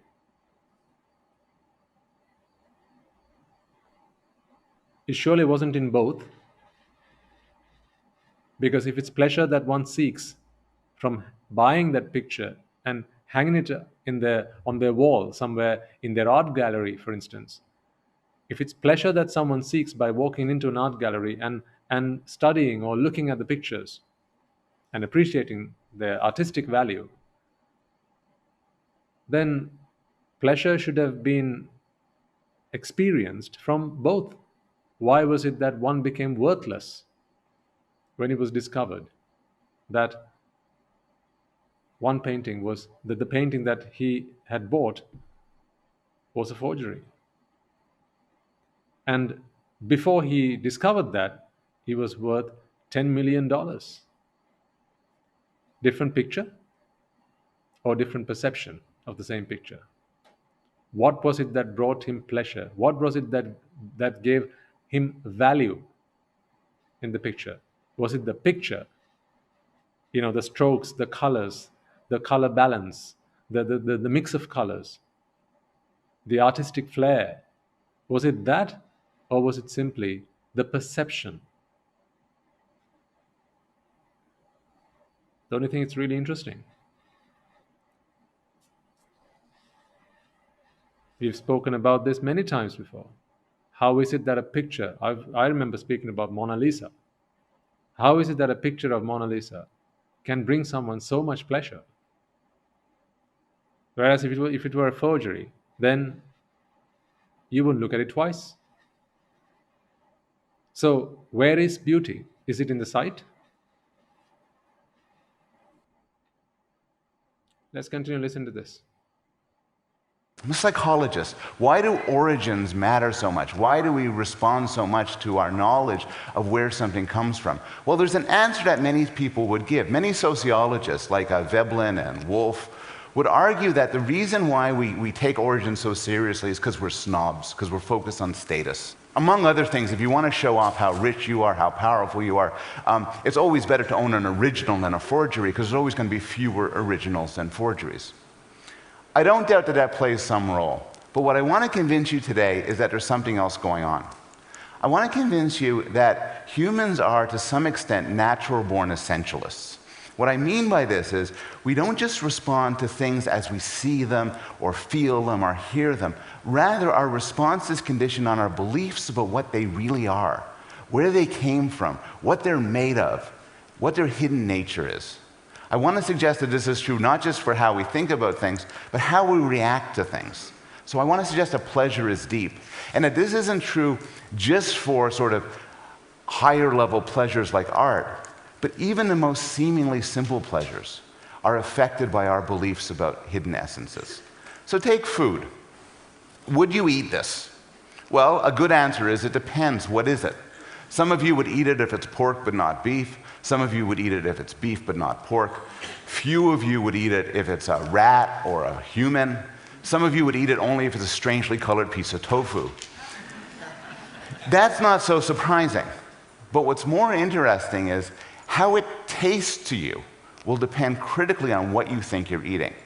So one demonstration of this was done with young children. How do you make children not just be more likely to eat carrots and drink milk, but to get more pleasure from eating carrots and drinking milk, to think they taste better? It's simple. You tell them they're from McDonald's. They believe McDonald's food is tastier, and it leads them to experience it as tastier. How do you get adults to really enjoy wine? It's very simple. Pour it from an expensive bottle. There are now dozens, perhaps hundreds of studies showing that if you believe you're drinking the expensive stuff,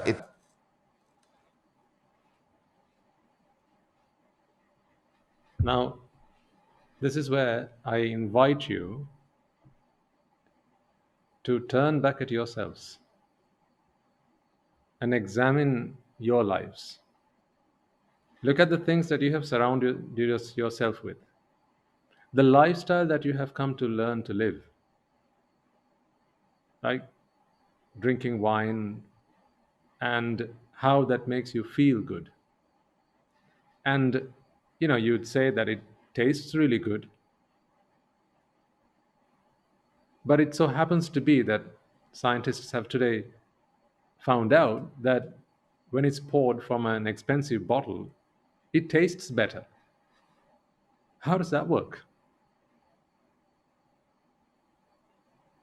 For that to be the case, is the taste in the wine, or is it the perception of the wine? I'm inviting you folks to think, because this is a crucial moment. Hopefully this will be an eye-opener for most of you. For so long I've tried to explain this through Buddhist philosophy, through reason and through logic, but some of you would not have accepted it. Some of you would not have paid any regard to it because it didn't come from the mouth of a scientist, a psychologist. But today you get to hear these words from someone who you regard well in your world.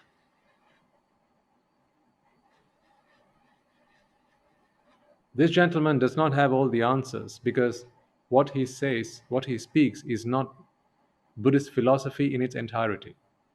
but he's getting a step. He's walking a step in that direction. But even if his talk, what you hear him say today, will get you to shed aside, at least momentarily, your strong opinions about some of the things that you hold as true and unwavering, not willing to consider a different reality, then I invite you to take a moment to turn back at your own lives and ask the question, are you living a life that you can truly be proud of? People often ask me, why did you give up this life, this lovely, wonderful life, and go into robes? Because I wasn't happy drinking bottle from a wine, drinking wine from a bottle, and thinking to myself that it tasted good simply because it came from an expensive bottle. Not that I've ever consumed any wine, but metaphorically.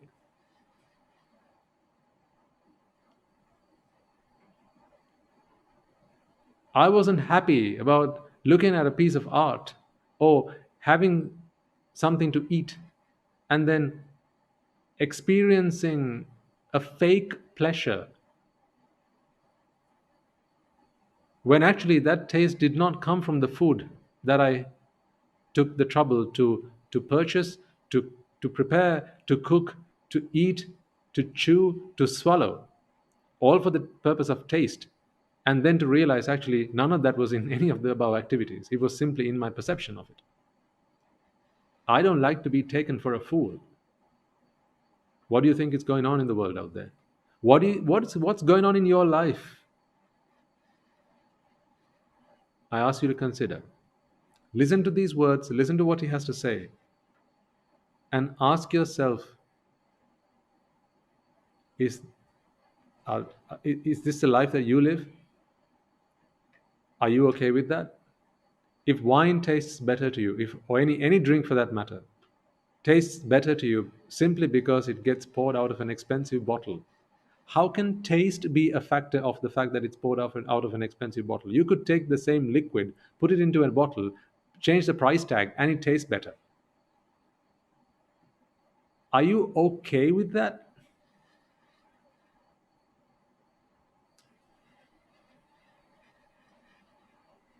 Are you okay with the world taking you for a donkey? For an idiot? Are you okay with that? Ask yourself. So all people who are gurus in marketing have to do is simply, that's the thing. I think, marketing is, I think those people, they study Buddhist philosophy quite a bit, more so than science. Because marketing is all about how you perceive things. And raising the value of something in your perception. It doesn't have to be a value add in the real world. The object remains the same. But your perception of it is what marketing attempts to influence, isn't it? Well, isn't that what his talk is all about? Let's listen on and see what else we can learn. It tastes better to you. This was recently done with a neuroscientific twist. They get people into an fMRI scanner, and while they're lying there through a tube, they get to sip wine. In front of them on a screen is information about the wine. Everybody, of course, drinks exactly the same wine. But if you believe you're drinking expensive stuff, parts of the brain associated with pleasure and reward light up like a Christmas tree. It's not just then you say it's more pleasurable, you say you like it more, you really experience it in a different way. Or take sex. These are stimuli I've used in some of my studies, and if you simply show people these pictures, they'll say these are fairly attractive people. But how attractive you find them, how sexually or romantically moved you are by them, rests critically on who you think you're looking at. You probably think the picture on the left is male, the one on the right is female. If that belief turns out to be mistaken, it will make a difference. It will make a difference if they turn out to be much younger or much older than you think they are. It would make a difference if you were to discover that the person you're looking at with lust is actually a disguised version of your son or daughter, your mother or father. Knowing somebody's your kin typically kills the libido. Maybe one of the most heartening findings from the psychology of pleasure is there's more to looking good than your physical appearance. If you like somebody, they look better to you. This is why spouses in happy marriages tend to think that their husband or wife looks much better than anyone else thinks that they do. We have, over so many sermons and discussions, talked about this, haven't we? How at the beginning, everything seems so wonderful. They're the most attractive person that you can think of. The most beautiful person, and you feel ever so lucky to have found the perfect match. The princess of your dreams, and so on. And then over time, what happens? You realize that your boxes are not being ticked.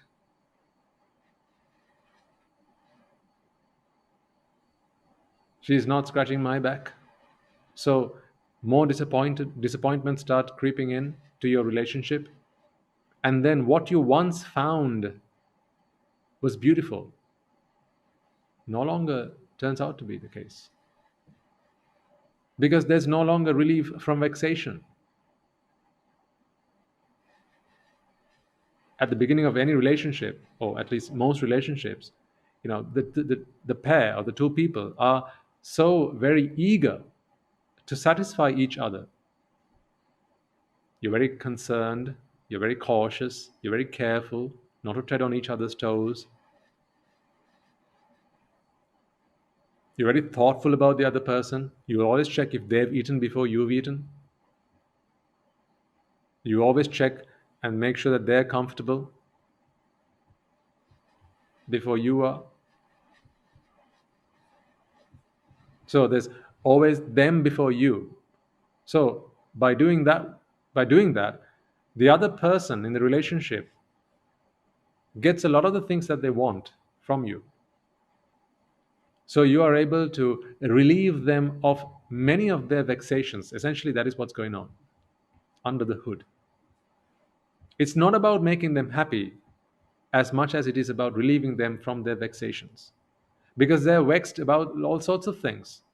People are vexed for respect, admiration, dignity.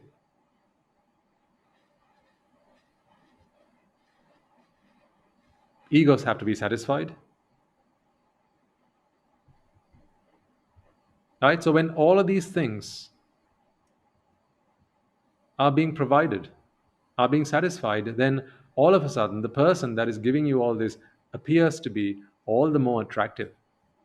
But really, that attractiveness was not in the person at all, is what the professor has to say.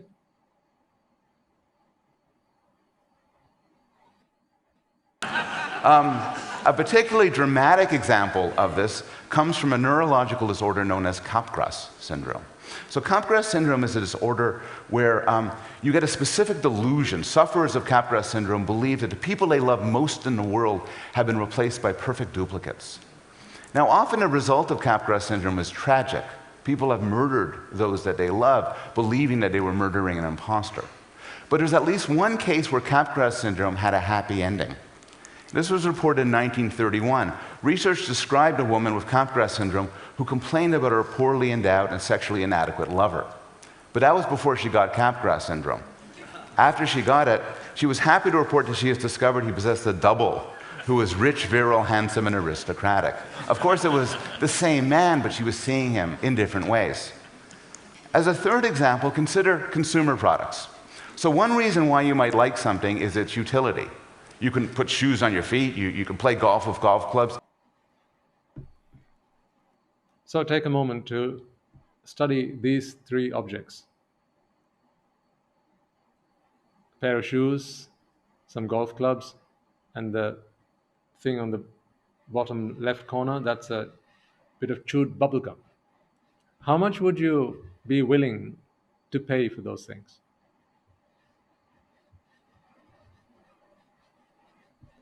See, when I ask you that question, questions come to mind, don't they now?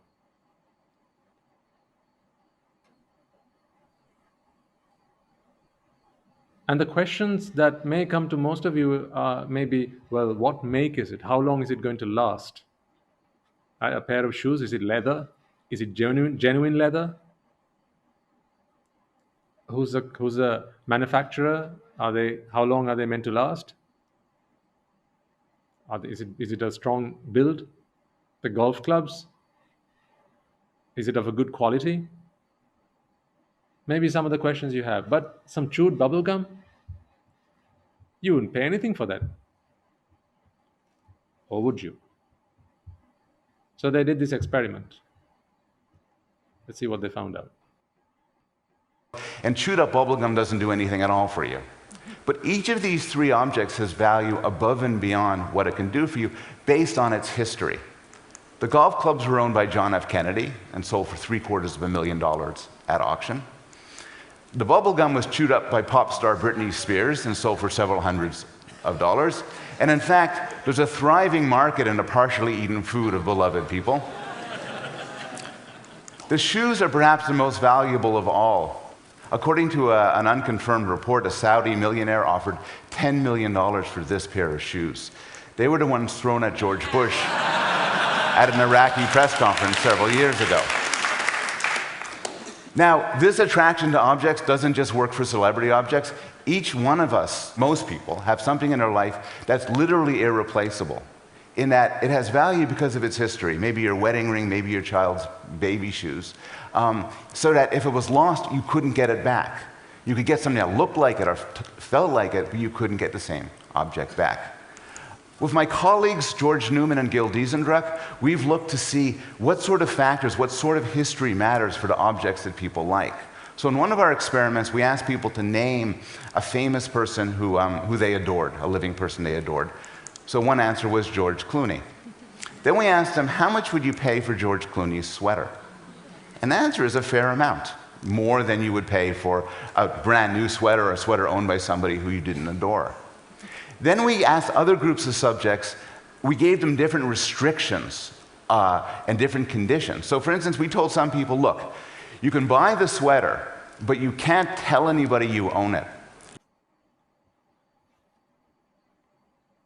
See how we attribute value to things, folks, based on what it does for us.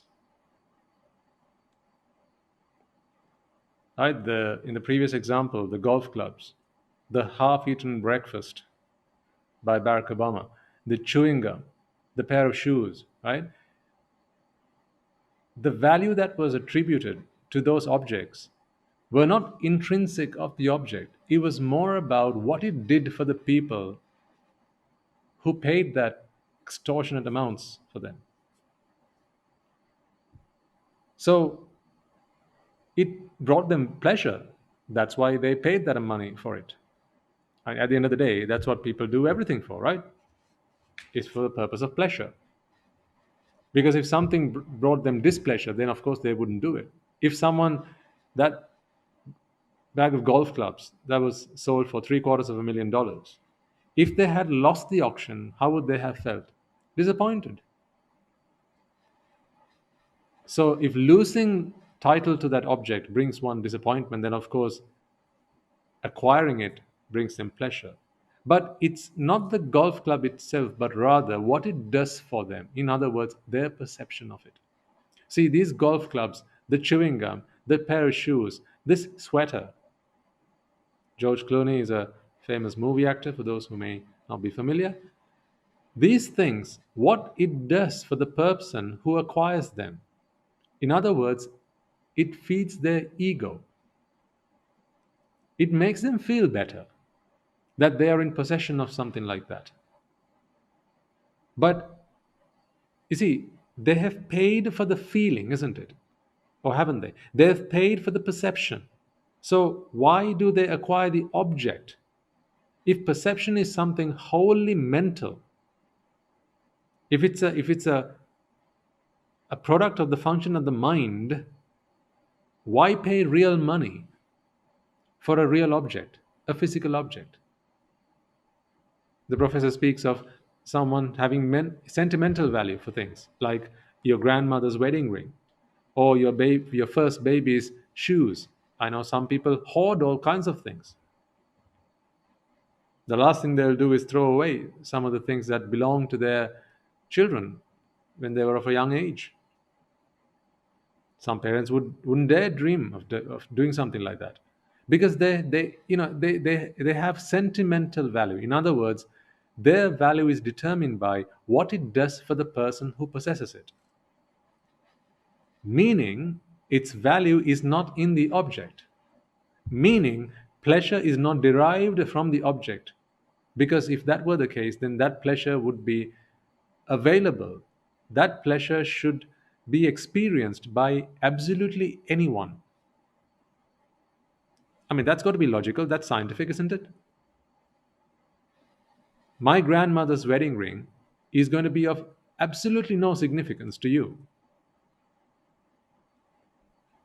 In fact, it could be replaced with another, and if I was none the wiser, it would mean the same to me. So, you see, the ring has been replaced by a fake, by a forgery, but I still believe that it's the original, and now, therefore, it means a lot to me. I'll pay a lot of money for it. Imagine, like the Vermeer picture, the painting. What if that chewing gum was not really one that was chewed by Britney Spears, but rather by some old stranger walking down the road and say, "Hey, Mister, can you chew some chewing gum for us, please? We're going to take it to an auction." Who would know?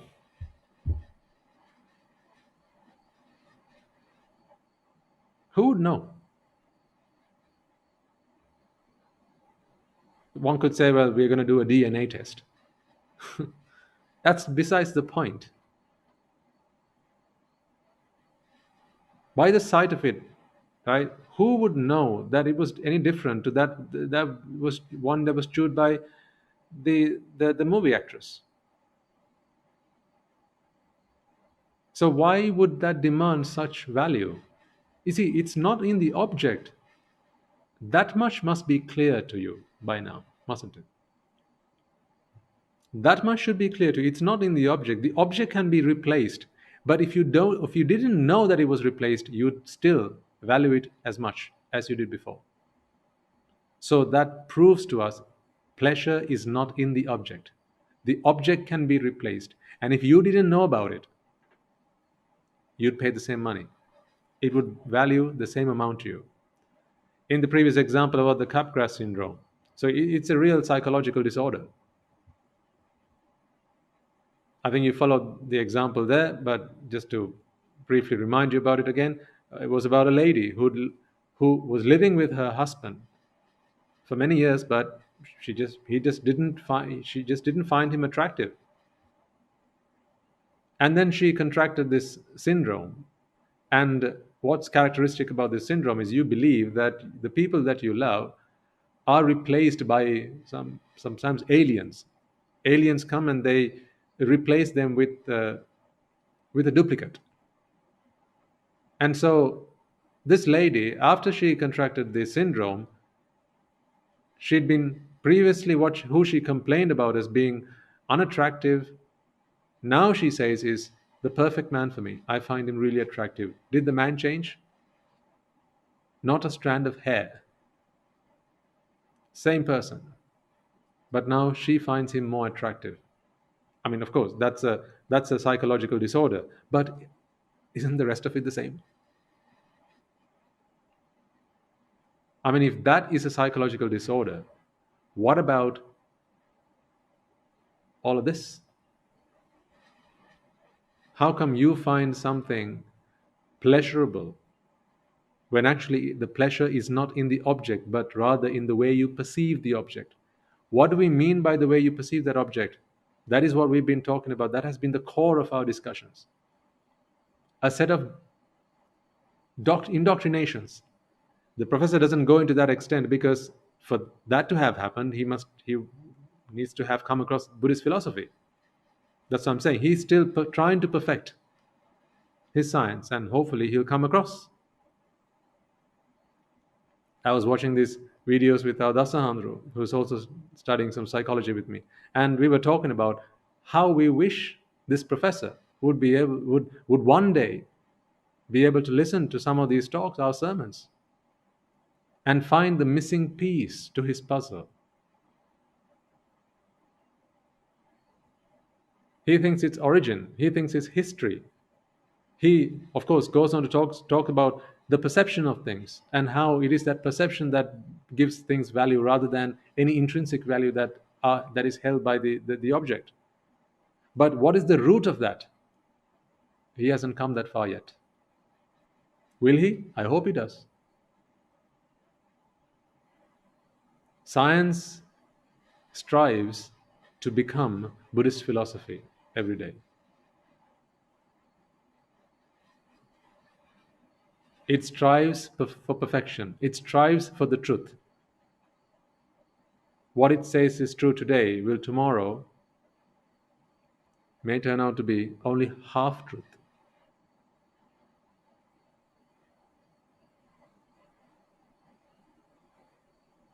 I want you to consider, think about these things. Right now, it's coming from the voice of a psychologist, right? Someone you adore, someone you regard, someone you respect. Maybe a Swamin Wahanse, not so much. Maybe the great elder Sariputta, not so much. Maybe the Lord Buddha, not so much. But a psychologist, oh my God.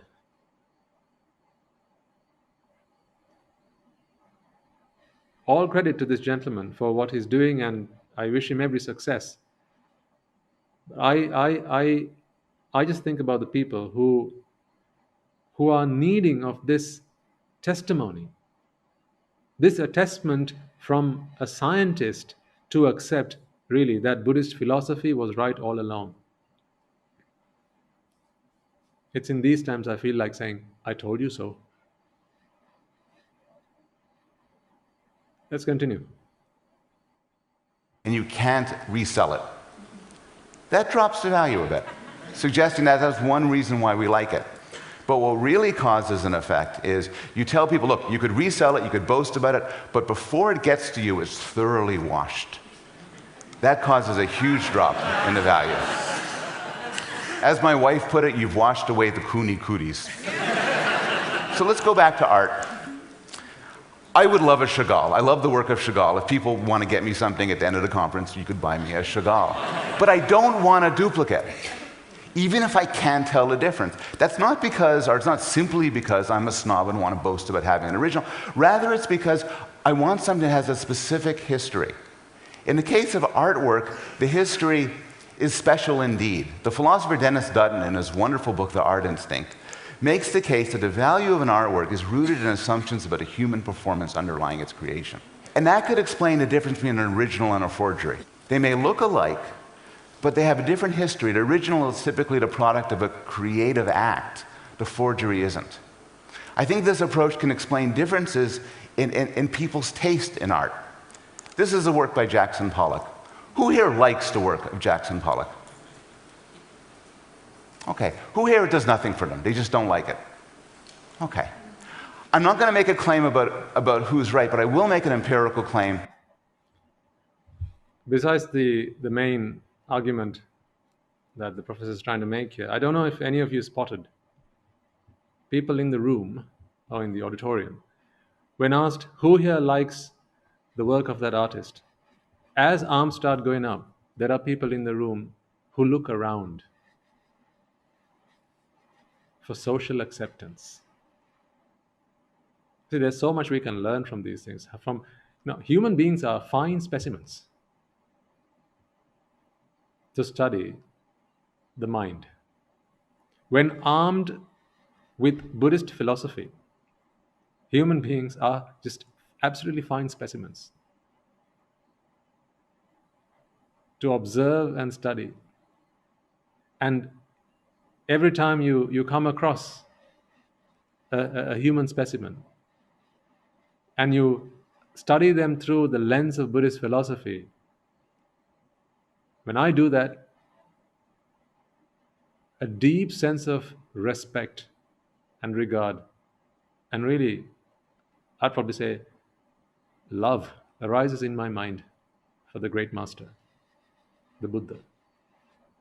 How true he was, how right he was, how perfect the teaching of the perfect one was.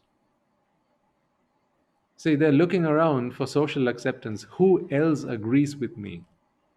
Because imagine that, when the professor asks, who here likes the work of this artist, and only one person puts their hand up. They're going to stick out like a sore thumb. And that's going to make them feel what? Incredibly awkward. That's why when you pass wind, for instance, you look around you to see if anyone heard you. But what if everyone around you was doing that? Then if you are unable to do it, that would be what would make you feel uncomfortable. Like, when friends get together and they start making weird and funny noises. And then now to fit in, you have to be like the rest of them. Because when you fit in, that gives you acceptance, that gives you value, that feeds your ego. You never want to be the odd one out. Because you feel protected. You feel safe when you're one among many. And I hope you notice that. And then again, when the professor says, who does not like, it does nothing for you.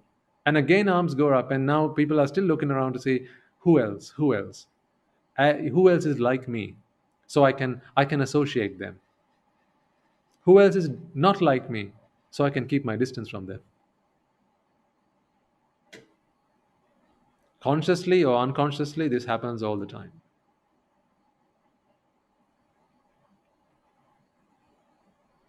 Feeding one's ego.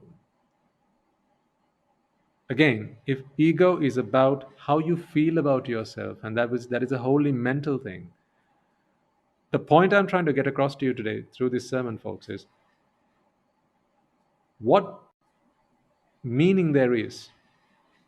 What is the point? What is the essence? What is the significance of attributing any value whatsoever to worldly objects? The sights, sounds, smells, tastes, and touch. He's taken quite a few examples in his talk.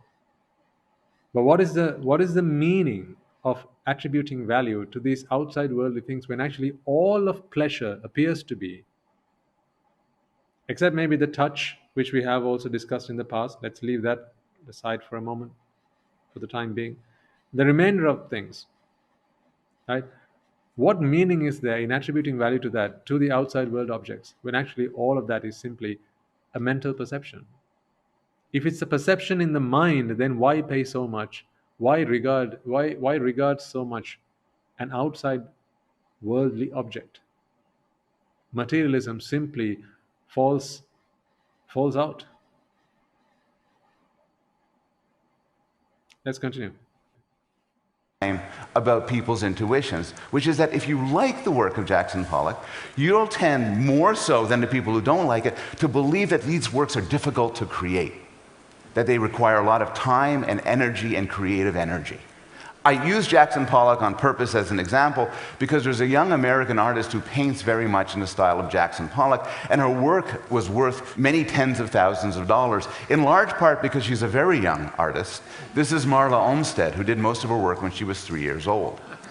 The interesting point about Marla Olmsted is her family made the mistake of inviting the television program 60 Minutes 2 into their house to film her painting, and they then reported that her father was coaching her. When this came out on television, the value of her art dropped to nothing. It was the same art physically, but the history had changed. I've been focusing now on the visual arts, but I want to give two examples from music. This is Joshua Bell, a very famous violinist, and the Washington Post reporter Gene Weingarten decided to enlist him for an audacious experiment. The question is, how much would people like Joshua Bell, the music of Joshua Bell, if they didn't know they were listening to Joshua Bell?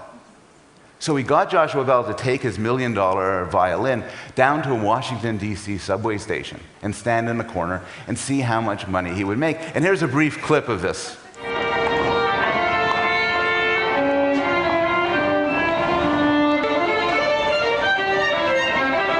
After being there for 3/4 of an hour, he made $32. Not bad. It's also not good.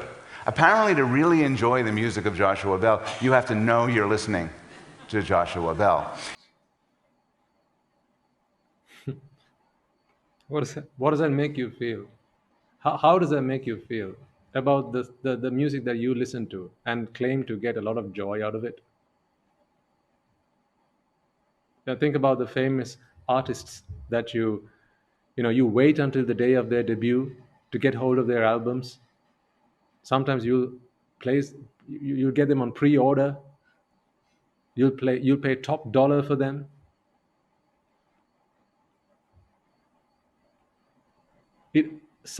And what if I were to tell you that it only sounds nice because you know it's from that particular person? The beauty in the sound is not in the beauty at all. It is simply your perception of it.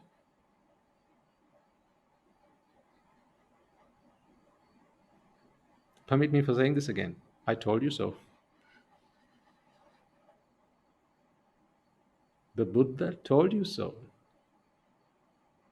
And now science is catching up.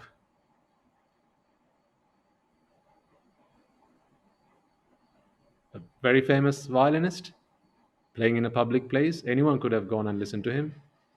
And in 3/4 of an hour, he earned just over $30. Whereas, had he played on stage, not for 3/4 of an hour, but for a quarter of an hour, people would have had to pay to listen to him many hundreds of dollars. Is it because of the music, or is it because of what they perceive of the music?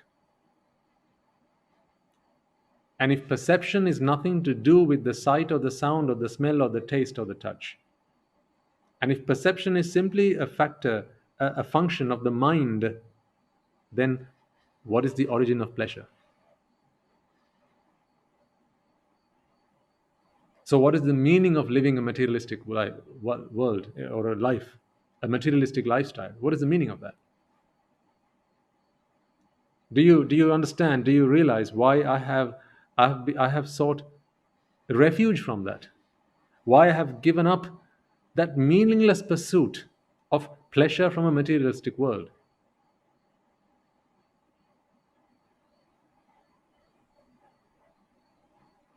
Your instincts will try to argue against what this professor is trying to tell you. I guarantee.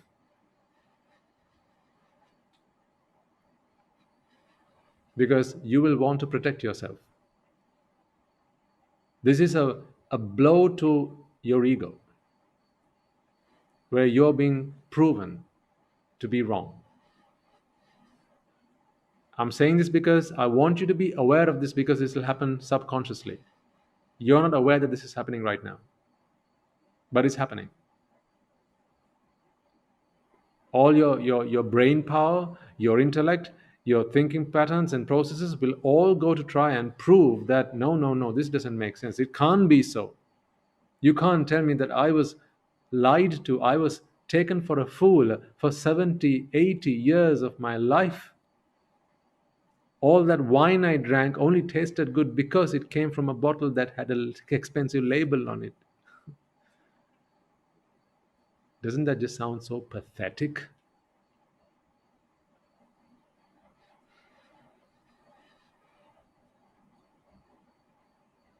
You see, this is what I'm saying. Buddhism is nothing to do with giving up.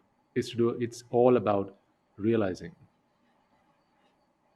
Not a single point in this video was about give up this, give up that, or give up anything else. It's all about realization. Sharing with you the truth. And when you learn the truth, you realize there's nothing to give up. Because the moment you realize something, you realize also that you're not holding on to it anymore. The amount to which you have realized, the amount to which you have also realized that you're not holding on to it any longer because it was not worth it. I appeal to your intellect, folks. Go back and watch this again if you must. Try and understand what we're trying to get across to you here. All of this is to try and help you realize what you're doing. And your pursuit of happiness is not going to get you happiness. Surrounding yourself with physical objects in a materialistic world, surrounding yourself with sight, sound, smell, taste, and touch is not going to make you happy, because happiness is not in there. It's not going to give you pleasure, because pleasure is not to be found in them. Pleasure is a perception, is a function of the mind. See, think about it this way. When pleasure is a function of the mind, even if pleasure was not from relief from vexation, or rather, even if pleasure is relief from vexation, okay? But if pleasure is a function of the mind, then what are you doing in a materialistic world? Shouldn't you take yourself somewhere where you can continue to develop your mind? Continue to work on your mind, continue to study the science of the mind so that you can experience ultimate pleasure, infinite pleasure. Guess what I'm up to? Guess what myself and my fellow monks are up to? This is the secret that no one let you in on. This is the truth that no one dares tell you. Most those people listening to that talk in the auditorium, they don't know an alternative. So they can be forgiven. But you can't tell me you don't know of an alternative. If pleasure, if joy, if happiness is wholly a mental affair, what are you doing? Holding on to that bunch of roses. What are you doing? Digging your teeth into that slice of pizza. What are you doing? Holding that bottle of perfume in your hand and sniffing it. What are you doing?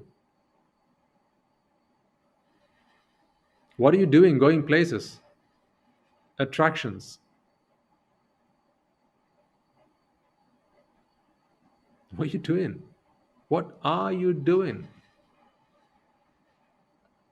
If the purpose of life is to experience as much pleasure as you possibly can, and along the way give other people as much pleasure as you possibly can, and if pleasure is a mental affair altogether, what are you doing with sights and sounds and smells and taste and touch?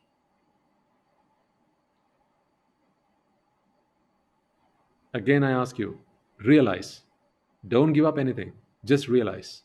Open your eyes, open your ears, listen to this, and see what it means to you. He actually made $20 more than that, but he didn't count it. Because this woman comes up, you see her at the end of the video, she comes up, she had heard him at the Library of Congress a few weeks before at this extravagant black tie affair, so she's stunned that he's standing in a subway station.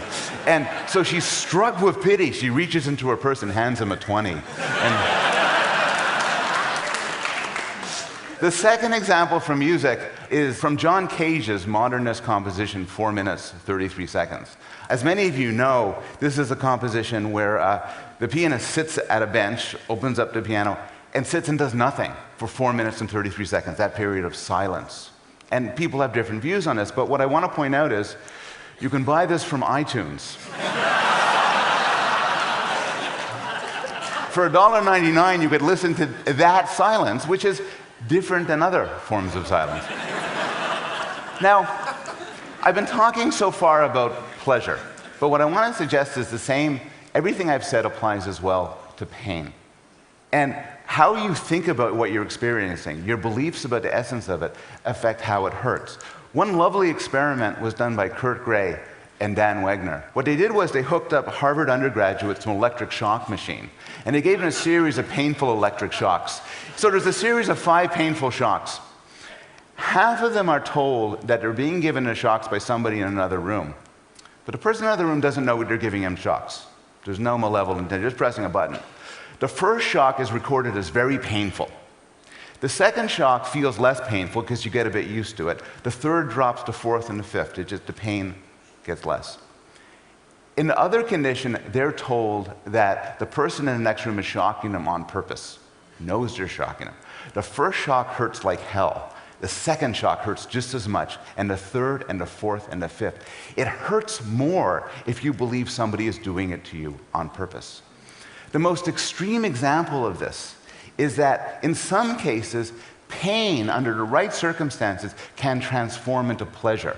Humans have this extraordinarily interesting property that will often seek out low-level doses of pain in controlled circumstances and take pleasure from it, as in the eating of hot chili peppers and roller coaster rides.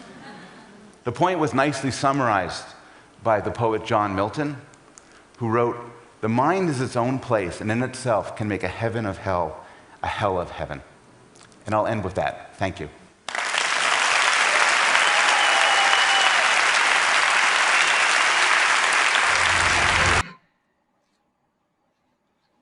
Okay. That's the end of that video. I hope you learned about whom? Professor Bloom?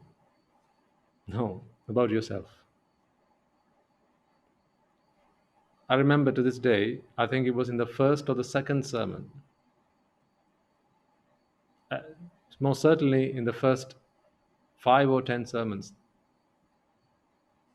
that I did all the way right back in the UK, to Dasahandro and his 2 sisters sitting in front of me. He was in Dasahandro back then, and a small audience on a Skype call.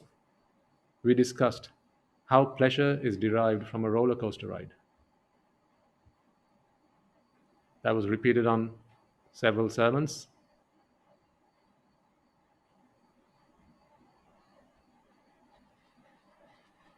But how does one get pleasure from pain?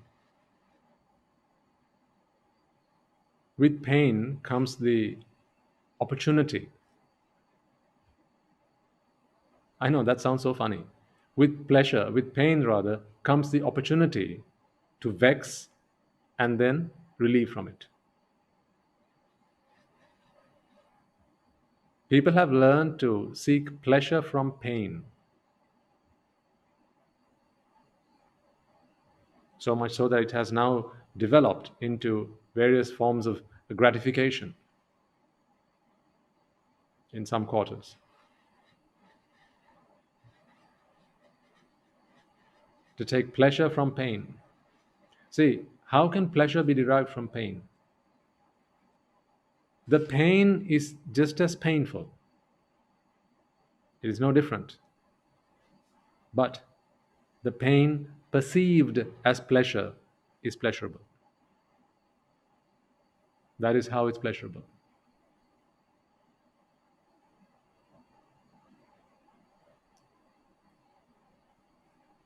To put it in the most polite way that I can, today there are people who hurt each other behind closed doors and consider that to be pleasurable. Behind closed doors, in dimly lit rooms, let me just put it that way, they'll hurt each other and they'll say that's pleasurable. Why? Because pleasure is not in the stimuli, it's not in the experience. Pleasure is a wholly mental affair. So it matters not whether you're experiencing pleasure or pain on the outside. If the mind chooses to perceive that as pleasure, the mind will perceive it as pleasure. A stranger could come and slap you, and that could make you very angry, and you might even retaliate. But a lover, a partner, could slap you, and in the right circumstances, I must add that, you'll enjoy it. An insect bite is ever so painful, but sometimes there are some bites that are considered to be so pleasurable. How is that so? Is that not proof that pleasure is not something that is in the physical experience? It is not in the outward, it is on the inside. It's a product of a mental function. It's a perception, it's a mental experience. Then does it not become important for us to study the science of the mental science of pleasure, and how it is a mental affair, and where how the mind, what is the role of the mind in it, what are the conditions that give rise to pleasure? So you see, once you begin to at least consider this, folks, you lose interest in the outward physical world out there, just as has happened to us. We have lost interest in the outside world things. Sight, sound, smell, taste, touch. Not interested. Talk to the hand. Not interested anymore. Why? Because pleasure is not in there. Even if we wanted and sought pleasure, after all, pleasure is relief from vexation, and our task is to free ourselves from vexation, or rather, redeem ourselves from vexation. That's besides the point. Even if we were still addicted to pleasure, the best thing to do is give up the outside world, because that has nothing to do with pleasure. None whatsoever. Anything that is pleasure related is mental. Pleasure is, of course, a relief from vexation, but that can be understood or realized as a third stage. The first stage of ignorance is that pleasure can be found from materialistic things. The second stage of wisdom, be that worldly, is that pleasure has nothing to do with a worldly experience. It is solely a mental experience. So there's nothing to do. This is like the yogis. People who live in solitude, people who've given up, renunciated a worldly life. The mendicants, monks, not Buddhist monks, but monks, yogis, and other religious followers. They've given up a worldly life, worldly existence. They realize, pleasure is not in the physical world. It's wholly mental. So therefore, they take nothing but their mind with them, and they go and do everything they possibly can to extract every ounce of pleasure possible from their mind, using those mental processes. And then ultimately you have Buddhist philosophy, which goes one step even further and says pleasure, yes, agreed, it's not in the outside world, and secondly, it is in the mind, yes, but finally, let's not fool ourselves that pleasure is simply relief from vexation. So therefore, the objective of life for ultimate pleasure, which is not the same as pleasure that the mendicants and the yogis experience. For ultimate pleasure, the answer is not in relief from vexation, but rather in the redemption from it. Bring an end to vexation, and you are in pleasure. You don't need to do anything for it. It is the pursuit of pleasure that puts one into pain.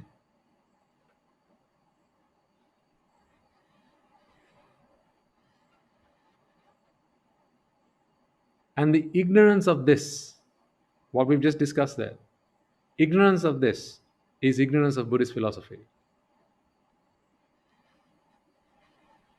Knowledge of this, comprehension of this, is understanding of Buddhist philosophy. What do you have to give up? Where's the giving up part? Life is simply about the pursuit of pleasure and happiness. You must all accept that by now. Even if one chooses to commit suicide, that's because they're not content with the amount of pleasure that they're able to achieve in their current circumstances. They want a better pleasure. They want even more pleasure. They want a bigger, higher level of happiness. So coming into life, you wanted pleasure. And some people choose to leave life because they still want more pleasure. Coming in, leaving, and the time in between is all in the pursuit of pleasure. So then think about it. What if at the age of 80, you realize that pleasure was not in any of the things that you went after in that total lifetime? How pathetic you'd feel about yourself. How much of a loser you'd feel about yourself.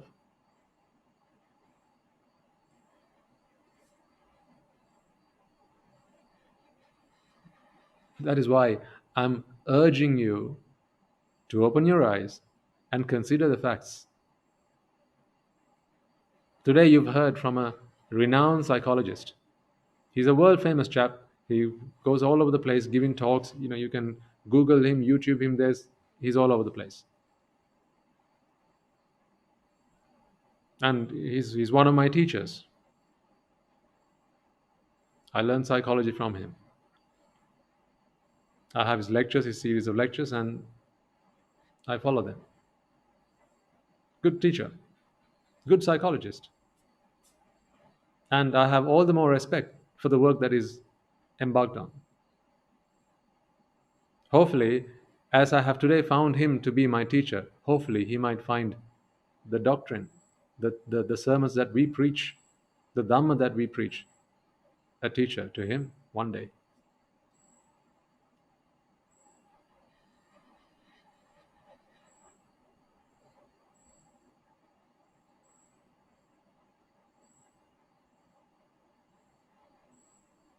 So think about this, folks. I wanted to share that with you because I wanted you to set aside your conventional ways of thinking and be broad minded, be open minded. It is a pity that people will disregard anything that does not come from the mouth of for someone who they believe to be a scientist. The world's best scientist will not be born in future. The world's best scientist passed away 2,500 years ago. He lived 2.5 millennia ago. He was the world's best scientist. Today, what science is doing is trying to get to what he taught. And this is evidence of that. Even after all this, some of you will still choose to ignore the blatantly obvious. And that's still okay. I'll keep on trying, finding other ways to convince you. Why? That is my job.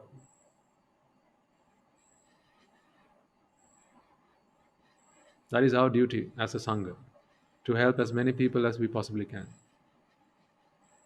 Back in the old days, when I was not so wise, I used to think to myself, let's preach to people. If they don't understand it, if they don't choose to follow it, if they disregard it, if they have show no respect, then so be it.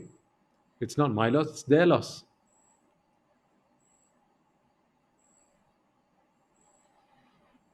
But I have now come to realize that I need to be better than that.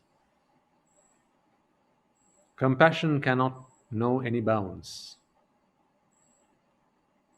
As I seek to achieve an infinite compassion, I realize that I can't be picky and choosy about the people and the tendencies in people that I'm willing to help overcome. The amount by which I do that, I'm less of a Sangha. So I have realized that I need to be more open-minded. I need to be more helpful. My teachers stopped at nothing to help bring me out of my foolishness. No stone left unturned, no expense spared. No tear or drop of sweat left unshed.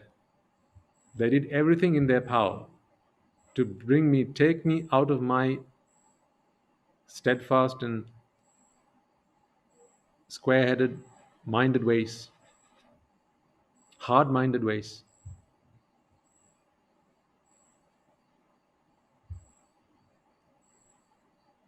So I must do the same. So I know, I appreciate that there'll still be some people, even after all that, they'll still say, no, pleasure is in the experience that we get from the outside world. I'll keep on trying on your behalf. But for those who this may have done something, even if you feel, actually, you know what? I need to go back to the drawing board. What the Swami Wahanse has been saying all along, science is beginning to accept and agree with this. That talk was back from 2011. We are in 2021. 10 years have passed since that talk was given. More research must have been done, more findings made, more discoveries made. I think the professor has gone on to write several books. I'm informed there's another one coming at the end of this year. So he's one of my teachers now as my psychology teacher. So I will learn from him. But what I learn from him, I'll always add what I know about the truth. I will learn from him what I can so I can help other people. I can help other people realize that Buddhism was always right. Science is catching up. One day, science will perfect itself, and then when that day comes, you can no longer call science science. Because science is intrinsically about identifying what's wrong with itself, the totality of its knowledge pool, identifying what's wrong with itself, and continuously rectifying it. Going back to the drawing board, doing the experiments and the tests, proving and disproving hypotheses. This is what science is all about. So one day when it perfects itself, then science has nothing to do with science. So you can no longer call it science. That day it's going to have to be called Buddhist philosophy. When that's going to happen? In a very long time. Maybe another 5,000 years, 10, 15, 20,000 years, maybe in a million years. How lucky are you?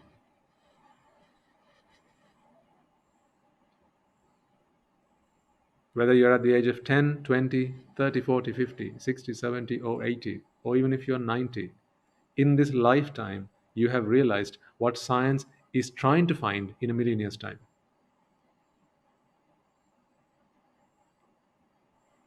No one's going to believe you, scientists least of them, but what they're going to realize one day, you have realized today. So be heedful. What you have learned, bear it, practice it, and free yourself from suffering.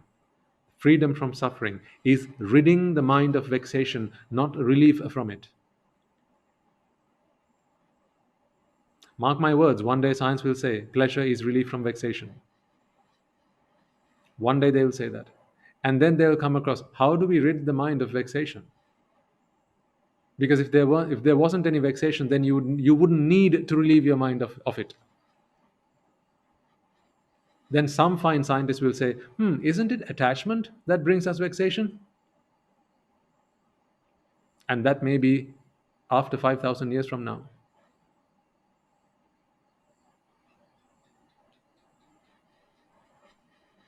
Can that be?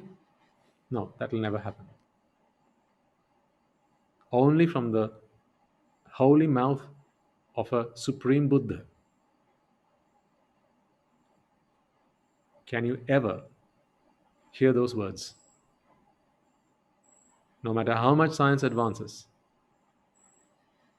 unless science considers the teaching of a Buddha, it will never identify the true cause of suffering.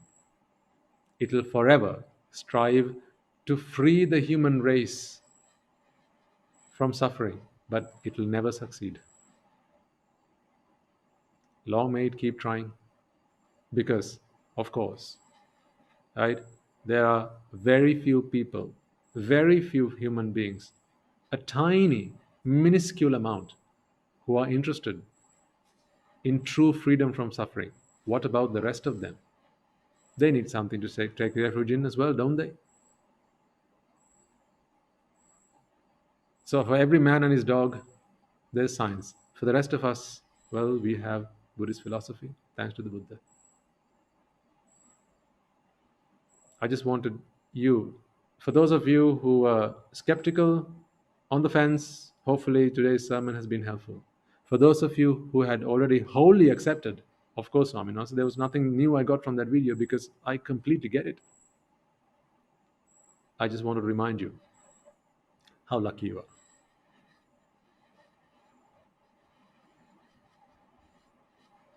Thank you once again for the person who submitted the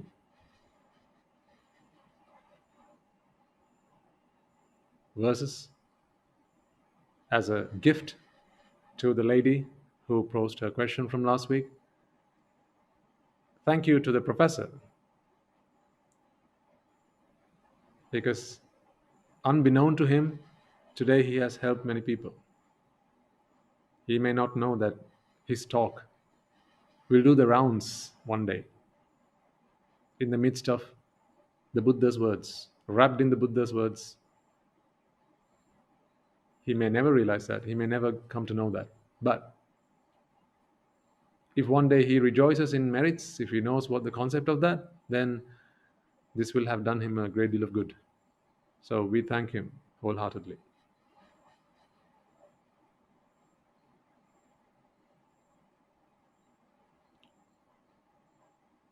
And one last time, consider how lucky you are. Count your stars and be heedful.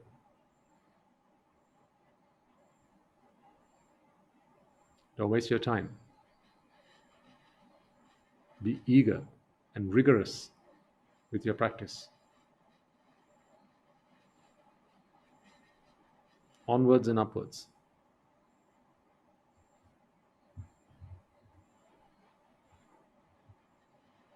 Okay, so on that note, let us conclude today's sermon by transferring merits.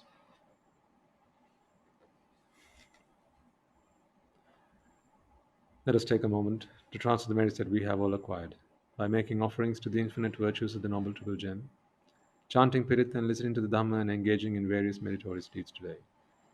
First and foremost, let us remind ourselves how incredibly fortunate we are to be in receipt of the Lord Buddha's teaching.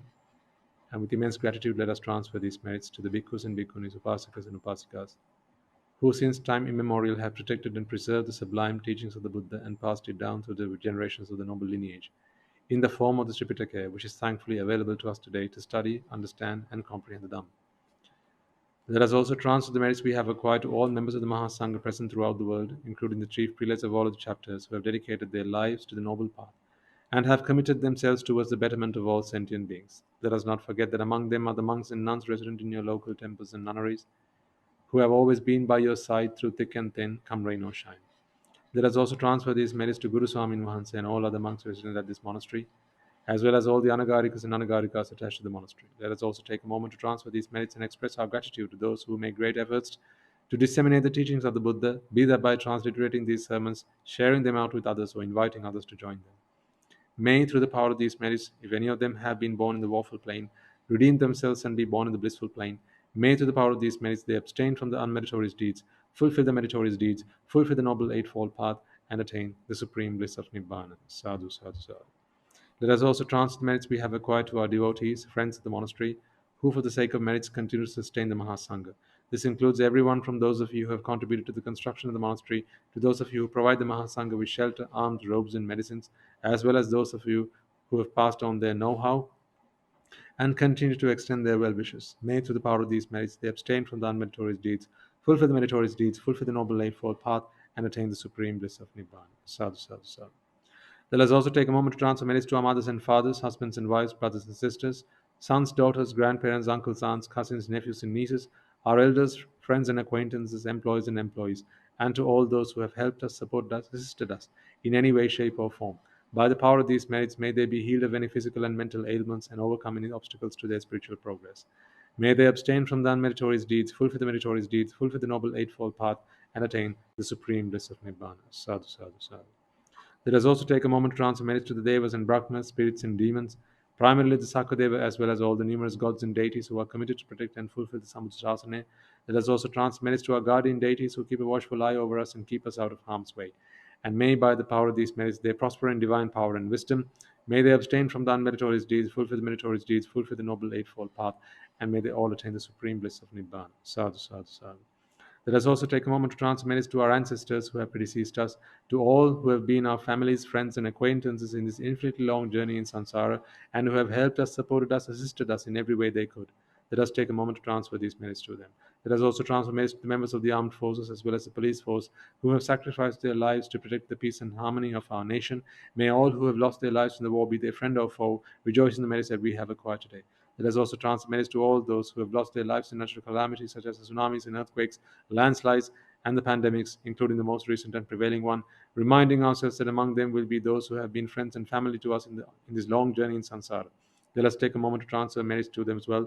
May through the power of these merits, if any of them have been born in the woeful plains, redeem themselves and be born in the blissful plane. May they abstain from the unmeritorious deeds, fulfill the meritorious deeds, fulfill the noble eightfold path, and may they all attain the supreme bliss of Nibbana. Sadhu, sadhu, sadhu. Finally, let us all resolve that may, through the power and blessings of all of the merits we have acquired throughout the day, we be able to witness the advent of many hundreds of thousands of Arahatun Mahanses in this blessed land. And finally, may, through the power of all the merits we have acquired today, you and I, and everyone who has helped make this program a success, become an Arahatun Mahanse or Arahat Mehinin Mahanse in this very life and in the era of the Gautama Supreme Buddha itself. Sadhu, sadhu, sadhu. And on that note, we will conclude today's sermon. May the blessings of the Noble Triple Gem be with you.